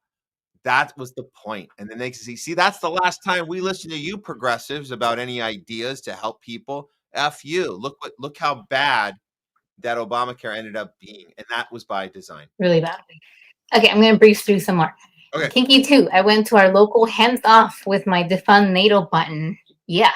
Eventually, they figured out you were pro-Trump, which I'm not. I voted Stein, as I do every election. We voted for Stein, and everybody said, what are you Trumpers doing, right? Everyone was so mad at us. Yeah. They're like so angry. Angry. A vote for Stein is a vote for Trump. Actually, they didn't say that. They don't even know who Jill Stein is. They didn't care. They're like, I don't even know who you're talking about. A vote for anyone other than Kamala was a vote for Trump. That's their logic. It's insane. It's effing listen, I was called by some former friends that I'm no longer for women. And I was like, Dr. Jill Stein is a woman. She's a woman. Oh, well, I looked her up. She's a Russian bot. Okay, there's really no way to have conversations with some people. So anyway, Kinky 2, I like your comments. Yeah. And I love the defund NATO button that you showed. Yeah. That's great. That's great. Good for you. Very good. Let's see. All right. WN Lumen, probably saying this name wrong. Keir Starmer freed up prisons to incarcerate more political dissidents. Yes, this is what they're all doing. They're all doing this. It's not just happening here. Starmer's doing it. Everyone, any of these right wing neocon leaders are on the wrong side of free speech. They're the censorship regime. You see it everywhere. It's definitely happening. You imprison the people that are challenging the state narrative. So we're not the only ones. It's happening everywhere. And we showed you guys footage of people getting arrested in UK. They're being. I went through so much this morning, Leslie. I couldn't get it. We just didn't have enough time on the show to cover it all. But there's arrests happening everywhere across Europe. Everywhere. There's just people just getting picked up, thrown in jail, protesting. It's horrible. And they're just because they're challenging what the state has signed up for, whether it's Ukraine, whether it's the Free Palestine, absolutely. But they don't have any other choice. They have to silence political descendants. That's exactly true. So thank you for that. I'll keep trying to breeze through these. I like this comment from which he goes, Satan Yahoo, the modern day Zion Nazi Hitler. Make Israel Palestine again. Dismantle Zionism. And a lot of shout outs for Keaton. Yeah, it's very awesome that he was on the show. From the Dilla 34, Keaton is so wonderful. Always great reporting. Yep. Longmeadow, thank you, Keaton. More thank you, Keaton. Awesome. Power to us people, Nurses United. Hell yeah. Mundo Cat, save the world and humanity. Defund Israel now. Nice. Thank you, Mundo Cat. Israel, the fund right now. Yeah. Long Meadow, Trump says a bunch of beautiful people here, beautiful people, the homeless left, beautiful people. Give me time. There will be beautiful people for the homeless right too. Okay. I'm gonna try it. Hold on, let me do it again. Yeah, you try it. All right. A bunch of beautiful people here. Beautiful people. Homeless left. Beautiful people. Give me time. There will be beautiful people for the homeless right too. That was funny. Airwaves sent a tweet. Was it? I think Airwaves reposted your show. In one of these. Yes, thank you. I always click them just to save them so I can check them out later. If you guys have really cool links or recommendations of things we should watch on YouTube or Rumble or whatever, please comment because these will disappear when the show ends, and I don't want to miss anything great or anything good. Okay. Yep. Okay. Crypto AG maintenance on choppers can't be easy, I reckon. Oh, the helicopter. Oh well, we did the breaking news. Finally got that up on the screen, and I guess the maintenance can't be easy. Yeah. Airwave says I would refuse a private round table with that war criminal. Just ethical that way. I would refuse to. That's right. That's what we were talking. That's what we were comparing them with some of these other ones on the left that took. I mean, I guess the one I brought, I used as an example, but there were a bunch of them. A lot of them didn't do it. They said I ain't doing that shit. So the one I showed was somebody who did do it and then decided I'm out after she took some money from the Biden White House, who said, you know, here's some money, make us look good. And at some point she said, no, I'm out. That's too much. I'm not. I'll report the thing you want me to, but I'm not going to do it in the way you want me to do it. So I'm out. And she kind of let the cat out of the bag and told us this is what happened. I hope that there's people that are able to do that. If you're asked to be in a room with Netanyahu, is anyone saying no and then telling what was asked of them, or maybe I don't know. Maybe it's too scary. Are people more scared of Netanyahu than Joe Biden? Demented Joe is not as scary. There's going to be more backlash if you defy Netanyahu, so you might as well just go with it because otherwise, what's the other option? He's going to come kill you or something. I don't know. But I'm not seeing any pushback. People they're like gloating about this. Tim Pool is gloating about his meeting with him. I don't understand. Mm-hmm. Like you look like a loser, dude. You know? Furrow's Queen, Fire Dancer. Cool name. What's under your hat, Timmy? Is it brains? Nice to have Furrow's Queen here. Nice to meet you. I'm gonna let's see. Crypto AG, is it tiny hats all the way down under the beanie? That's funny. This is funny. Make both these guys very cool. Furrow's Queen and Crypto AG. That's he has to wear that beanie because I guess that became his thing, so he can't not do it. It's hilarious, actually. Interesting. Crypto AG, how many OnlyFans influencers were there? I thought that was kind of funny. We don't know. Maybe a bunch. They go for the people that have a large following. So they're Maybe going for watch. people who can. I'm not trying to diss on OnlyFans, but I don't think that it even crossed Netanyahu's mind to have them come because they're not going to be able to. They're not going to be able to actually do the thing that they want to get. You're not going to be able to say a sentence in regards to anything going on in the Middle East. So they're not even if they have a bunch of fans. Right. It's the wrong method. But that is pretty funny, though. That is funny. Maybe they were called for break time. Hey guys, break time. We got some OnlyFans here for you. That would be that. I could see him doing that. That would make sense. And the U.S. will pay for it. That's right. That's right. For the subscriptions. Longtime listener, Tim sucks Zionist PP. Pool has always been a fool. Pool has always been a fool. I think we made that rhyme earlier too. Tim Fool. Yeah. Good one. Good one. We're talking about the helicopter photo screen. P.S. I approve this music for DD, at which she go. Long-time listener. I'm not going to read that one. Hello, Longmeadow. I see that they said hello to me. I think we're nearing the end of the comments. Which she go? I'm heavily shadow banned on Twitter. Oh, because I mentioned that I'm very shadow banned on my social medias. They also censor my tweets. So tweets are being shadow banned too, and I can't use the word Zion Nazi. I have to use like derivatives of the word I want to use, like with zeros or something, because if I write the actual word I want to write, sometimes Instagram or Facebook says, "Oh, unable to post this post." Oh, look at this. Black Mirror season 7 out in the UK. Black Mirror in real life, though. We are living in a Black Mirror dystopian. I don't know, sixth dimension weird. I don't know. It's also weird. I don't know. Thanks for the heads up. I'll see if we have it at the US yet. But man, are we even like? We even get to watch? Do we even need to watch this shit anymore? We're just put a camera so they can watch us. Maybe the aliens are watching us, and we're their freaking TV show. Airwaves. I'm traditional left, anti-war. That's traditional left, anti-war, anti-censorship, pro-worker, pro-body autonomy, anti-cop, anti-intel agencies. Hey, Airways, we know, we all agree. We didn't leave the Democratic Party. The Democratic Party left us. So, but good riddance. I'm glad they did. I don't want to be in a party anymore anyways. I don't get fuck. Well, like Jimmy Dore said, we've outleft the left, right? We outlefted the left. And then they have no choice but to call us right-wingers now because they can't admit we outlefted them because then they're going to look bad. So they have to call us righties now, I guess. So yeah. There you go.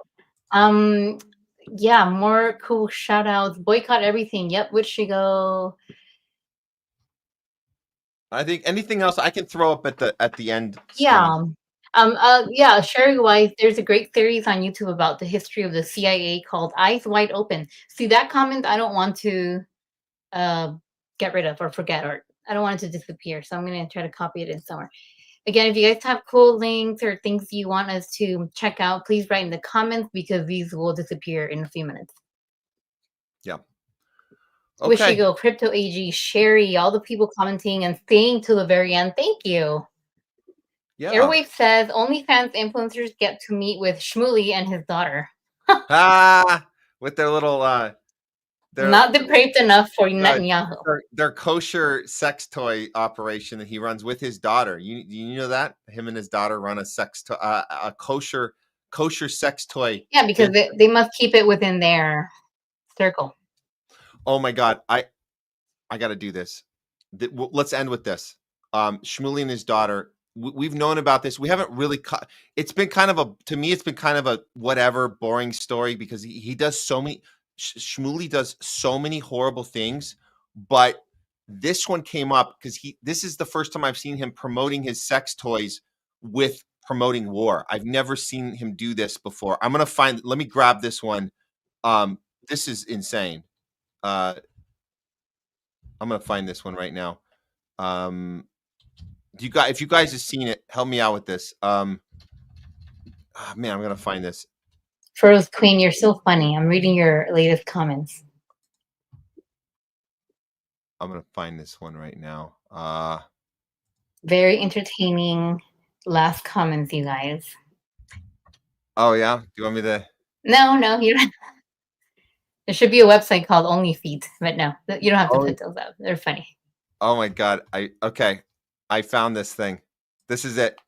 This is you guys. Okay, I'm gonna share screen on this one. You guys have to see this. This is Shmuly's latest plug, his latest butt plug of his kosher sex toys with his daughter, and he's literally talking about how important war is. Let me grab this. Sorry. See, this is why I have to set stuff in advance because it takes me an extra second. Okay, here we go. Share. Crypto AG also says people are silent about the protesters that were arrested at the Elbit Systems factory here in England. I was just filling in time. Yes, go ahead. We'll get back to that comment, but here we go. This is Rabbi Shmuly's latest butt plug of his sex toy business he runs with his daughter, as he talks about how important war is at a time like this. It's almost like you have to choose make love, not war. No, sometimes you got to make love and war. And my daughter Hannah she gives a lot of these products free to Jewish soldiers, married Jewish soldiers. The IDF soldiers, made in Israel, baby. Let me get a good picture of this. Hold on, while I do this video. It's almost like you have to choose make love, not war. No, sometimes you got to make love and war. And my daughter Hannah. Okay, so it's running again. There was another one that went a little longer, where he just goes on and on. He does the same. Maybe that's why they cut this one short. But he does it over. He actually says it again. Make love and war. You have to make war right now. That's the point. You have to make war. It's pretty psychotic. For profit, that is psychotic. That's disgusting. Yeah. And by the way, when I go shopping, the few times I go shopping for new stuff and I see that it's made in certain places, I don't buy it. Good. Just so you know. Yeah. Okay. That is really weird watching that. Yeah. Oh, you should see. He's done ads with his daughter together. They're like, yeah. And it's just to evoke Strange. like love and war thing. Like as we're murdering people, just get your sex on. Here's your dildo. It's kosher. Don't worry. Whatever the hell that even means. Like, what do you? And you're like, hey, yeah, while we're murdering people, just remember to have fun. That's the important part, Matt. You still have to have that kind of fun. Yeah. And kosher. Yep. Okay. Okay. Well, I think we're good on. Well, I'll throw a few up at the end, but this was great. Thanks for getting through those with us, Leslie, and all you guys, new followers, new viewers. We love you guys. Keep coming back for more. We're here Tuesdays and Thursdays. That was Talking Back with Leslie. Do you want to sign off with me? I think we're going to wrap it up right now. I'm out. Yeah. Have a great day, everyone. Thanks for tuning in. This was really fun. I love the serious questions and comments, and I also love the funny ones. This has been fun, you guys. Thanks for tuning in. Thanks, Leslie. Bye, Longmeadow.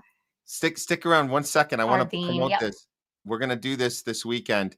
We're going to go pull one with the one commenter that said they showed up. Who was that? I'm sorry, I can't remember. They showed up with the pin saying defund NATO. Well, we're going to show up to this right here in LA this weekend. We're doing this one, fight the oligarchy, and we're going to show up and we're going to ask people, what are they here for? They don't know what they're here for. They're fighting. What are you fighting? I want to know what the plan is. Look at this. Where we go from here. You mean where the hell do we go from here? You don't even know. You have no plan. I want to know what people there, what their plan is. Because here's the plan. They're fighting oligarchy. Yeah. Well, that's not a plan. That's just a saying. That's like hope and change and joy and all that shit. It's not a plan. That's not a plan. Are we going? We'll see you guys there. If you get anyone here is from LA. Yeah. And look, Neil Young's going to be there too. Of course he is. Because he fits right in with the. This guy sold half of his music to BlackRock. He's a total sellout. He pretended he could boycott on Spotify, which you can't because you already sold 50% of your catalog. So you don't even have the option to boycott, but you thought you could. And what were you boycotting? Free speech. You were boycotting conversations on Joe Rogan's podcast that you thought you couldn't have. We weren't allowed to have. So that's the kind of people Bernie and AOC are aligning with, and he's going to be playing them in. As Neil Young is going to be playing in Bernie and AOC. And yeah, I want to hear what the people have to say when they're there. They're so excited. I don't think they know what they're excited about. They were told to be excited. Yeah. So Burroughs Queen says AOC hates Bernie. What the F? This is funny. They do whatever they need to do. She's supposed to hate Nancy Pelosi too, but now she's Mama. She's Bear. Mama Bear. There you go. There you go. This is what we do know, guys. This is what we do know. Controlled opposition. That's what we know. That's what we've learned. We can't unsee it once we see it. And at the bottom there, it says, making sure you don't go anywhere. And that's their plan. It's been the plan the whole time. And we figured it out. We can't unsee it now. So that's it. All right. Thanks, Leslie. Thank you all. This was fun. Okay. We'll see you next time. And yeah, we'll see how this event goes this weekend. Should be fun. Okay. Everyone's so funny right now. Okay. All right. Bye. All right, guys. Thank you all for what a great show we had today. I loved all the engagement. You guys were awesome. You know what's really great is that next week we have our Tuesday show. We actually going to be announcing a couple guests for Tuesday. It'll be awesome. We'll have Jay Scott back with us. And then Thursday, next Thursday, a week from today, is going to be our 100th episode. That's right, our 100th episode. It's going to be a big one. We're going to have a lot of people coming on with us that have been with us through the last 2 years, doing this show for the last 2 years. It's been quite a ride, quite an experience. I didn't think we would still be doing this. It was just, we started it as an experiment. Here we are. We've made so many good friends in this community and tried to elevate our show to where we are. And it's been because of you guys helping us with this elevation and making an impact, trying to make a difference in this crazy ass world we find ourselves in, where we have to fight constantly against propaganda, constantly against division, constantly fighting against lies and protecting of the billionaire class and putting us in wars we never signed up for, and confusing people and censoring people and silencing people and punishing people, and people being afraid, living out of fear and confusion and coveting us and trumping us and all these weird delusions that people have come to find themselves victims of and being targeted and victimed, ending up with being a COVIDian or Trump derangement syndrome, or the worst one we've seen is the Zionism, to have that be your disease. It's a disease. Zionism is a disease, and at some point we have to cut the ties with you guys, but we want to beg those of you that have had this problem of Zionism to please figure out a way to heal yourself from that and come with us to this space of critical thinking. We're not part of a team. We're not manipulating people by trying to score a point and the other team losing. We're not doing that anymore. We have morals. We have principles. There's principles when it comes to killing people. We don't kill people. That's a principle. You don't make exceptions because we think they're going to grow up to be terrorists. So that doesn't count. It does count. Censorship always counts too. It's not only wrong because it's against something we like. It's also wrong to censor people that we don't like. That's called principle. That's what we do. That's what it's about. So we appreciate all you guys that understand that concept, and we hope that we can inspire more people to understand that concept into the future. So that should about do it today. I really, really want to thank one more time, a shout out to KEATON WEISS, Do Dissidence. Thanks for coming on with us today. Great conversations. We'll upload the segments for you guys throughout the week. And you can always go back and watch the replay of the entire live. This episode 98. So you guys, it's all stored on our Rumble channel. It's backlogged. All you do is click on the lives and you'll see all of our 98 episodes, along with all the other special lives we've done over the last 2 years. There's a bunch of them on there. And of course, all the segments are on there too. If you want to check out something you prefer, a certain topic you prefer, we try to cover as much stuff as we can. We went to 2 times a week starting this year. So we've done double the work now, but we're doing it because there's a lot to cover and there's a reason to do this and there's a space to do it. So we're going to keep doing it. And we're going to keep doing the twice a week for now and see how it goes past 100 episodes. So we'll see you guys next week. And thanks to Leslie. Great, cool coming on and helping us engage with you guys. Great show today, guys. And any comments we didn't get to, I'll try to throw up at the very end. We'll leave you with one more thought. This is from RBN. Actually, RBN, Nick Cruz, contacted me and said I think I'm going to be guesting on his show, the RBN network, on one of these Fridays coming up. I'm going to be on there. I'll let you guys know. So that's been fun. Been fun going on other people's show. This is his Reminder to everyone, this is from RBN. This country is a criminal enterprise. It doesn't try to win wars, just profits off of them. U.S. isn't bringing back jobs, just playing with markets so donors can monopolize. Expect more wealth transfers to the top, tax cuts, subsidies, government contracts, bailouts, and insider trading. And that's what our country's built on. That is capitalism. It's not crony capitalism. It's just capitalism. That's what it is. So I'm glad we've all figured it out. Thank you, RBN, for pointing that out one more time. And that the banks own everything. We own nothing. That's always been the plan. And last meme I'm going to share with you guys. This is from Jamie threw this out at us earlier yesterday. I said I'd get it on the show. It's a Lion King meme. One day, son, this will all be owned by BlackRock. And that's it. That's about sums it up. That's about the long and the short of it. Okay, we're going to leave you with, we're going to play out the outro now and throw up some of your guys' comments. Don't forget to hit like, subscribe, all that stuff. Share this out, and we'll see you guys next time on The Homeless Left. Power to the people. Remember, we always go out the world with conviction, with courage, and above all else, principle. We'll see you guys next time. We're out.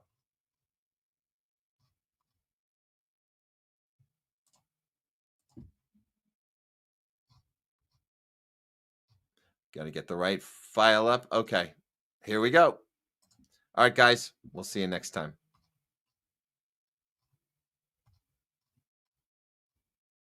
Acting just like Joe Biden, just like Kamala Harris would in his position, giving Netanyahu a blank check to cancel the peace deal and bomb whoever he feels like, including a hell of a lot of children. If you look at X.com in the feed there at the horrific pictures coming out of Palestine there, it's the most obvious contradiction.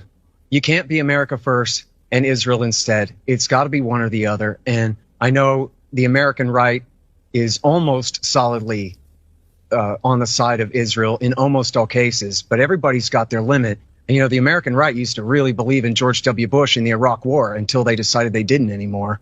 And I think there's a big crack up coming on the right, because what we're supporting there is just absolutely horrific. I mean, they're talking about, oh, well, maybe we'll just transfer the population to Syria so they can go live under the rule of Al-Qaeda that America and Turkey just helped install in power there, and Israel helped install in power there. I mean, this is completely insane, what they're talking about and what they seem to have in mind. I don't know if they have an idea of how they mean to accomplish it. In other words, they don't have to do this at all. They never did. And when it comes to the entire history of Israel-Palestine, since the creation of the state, their special operations forces and spies have shown that they can reach out and touch someone one at a time. They do it all the time when that's what they want to do.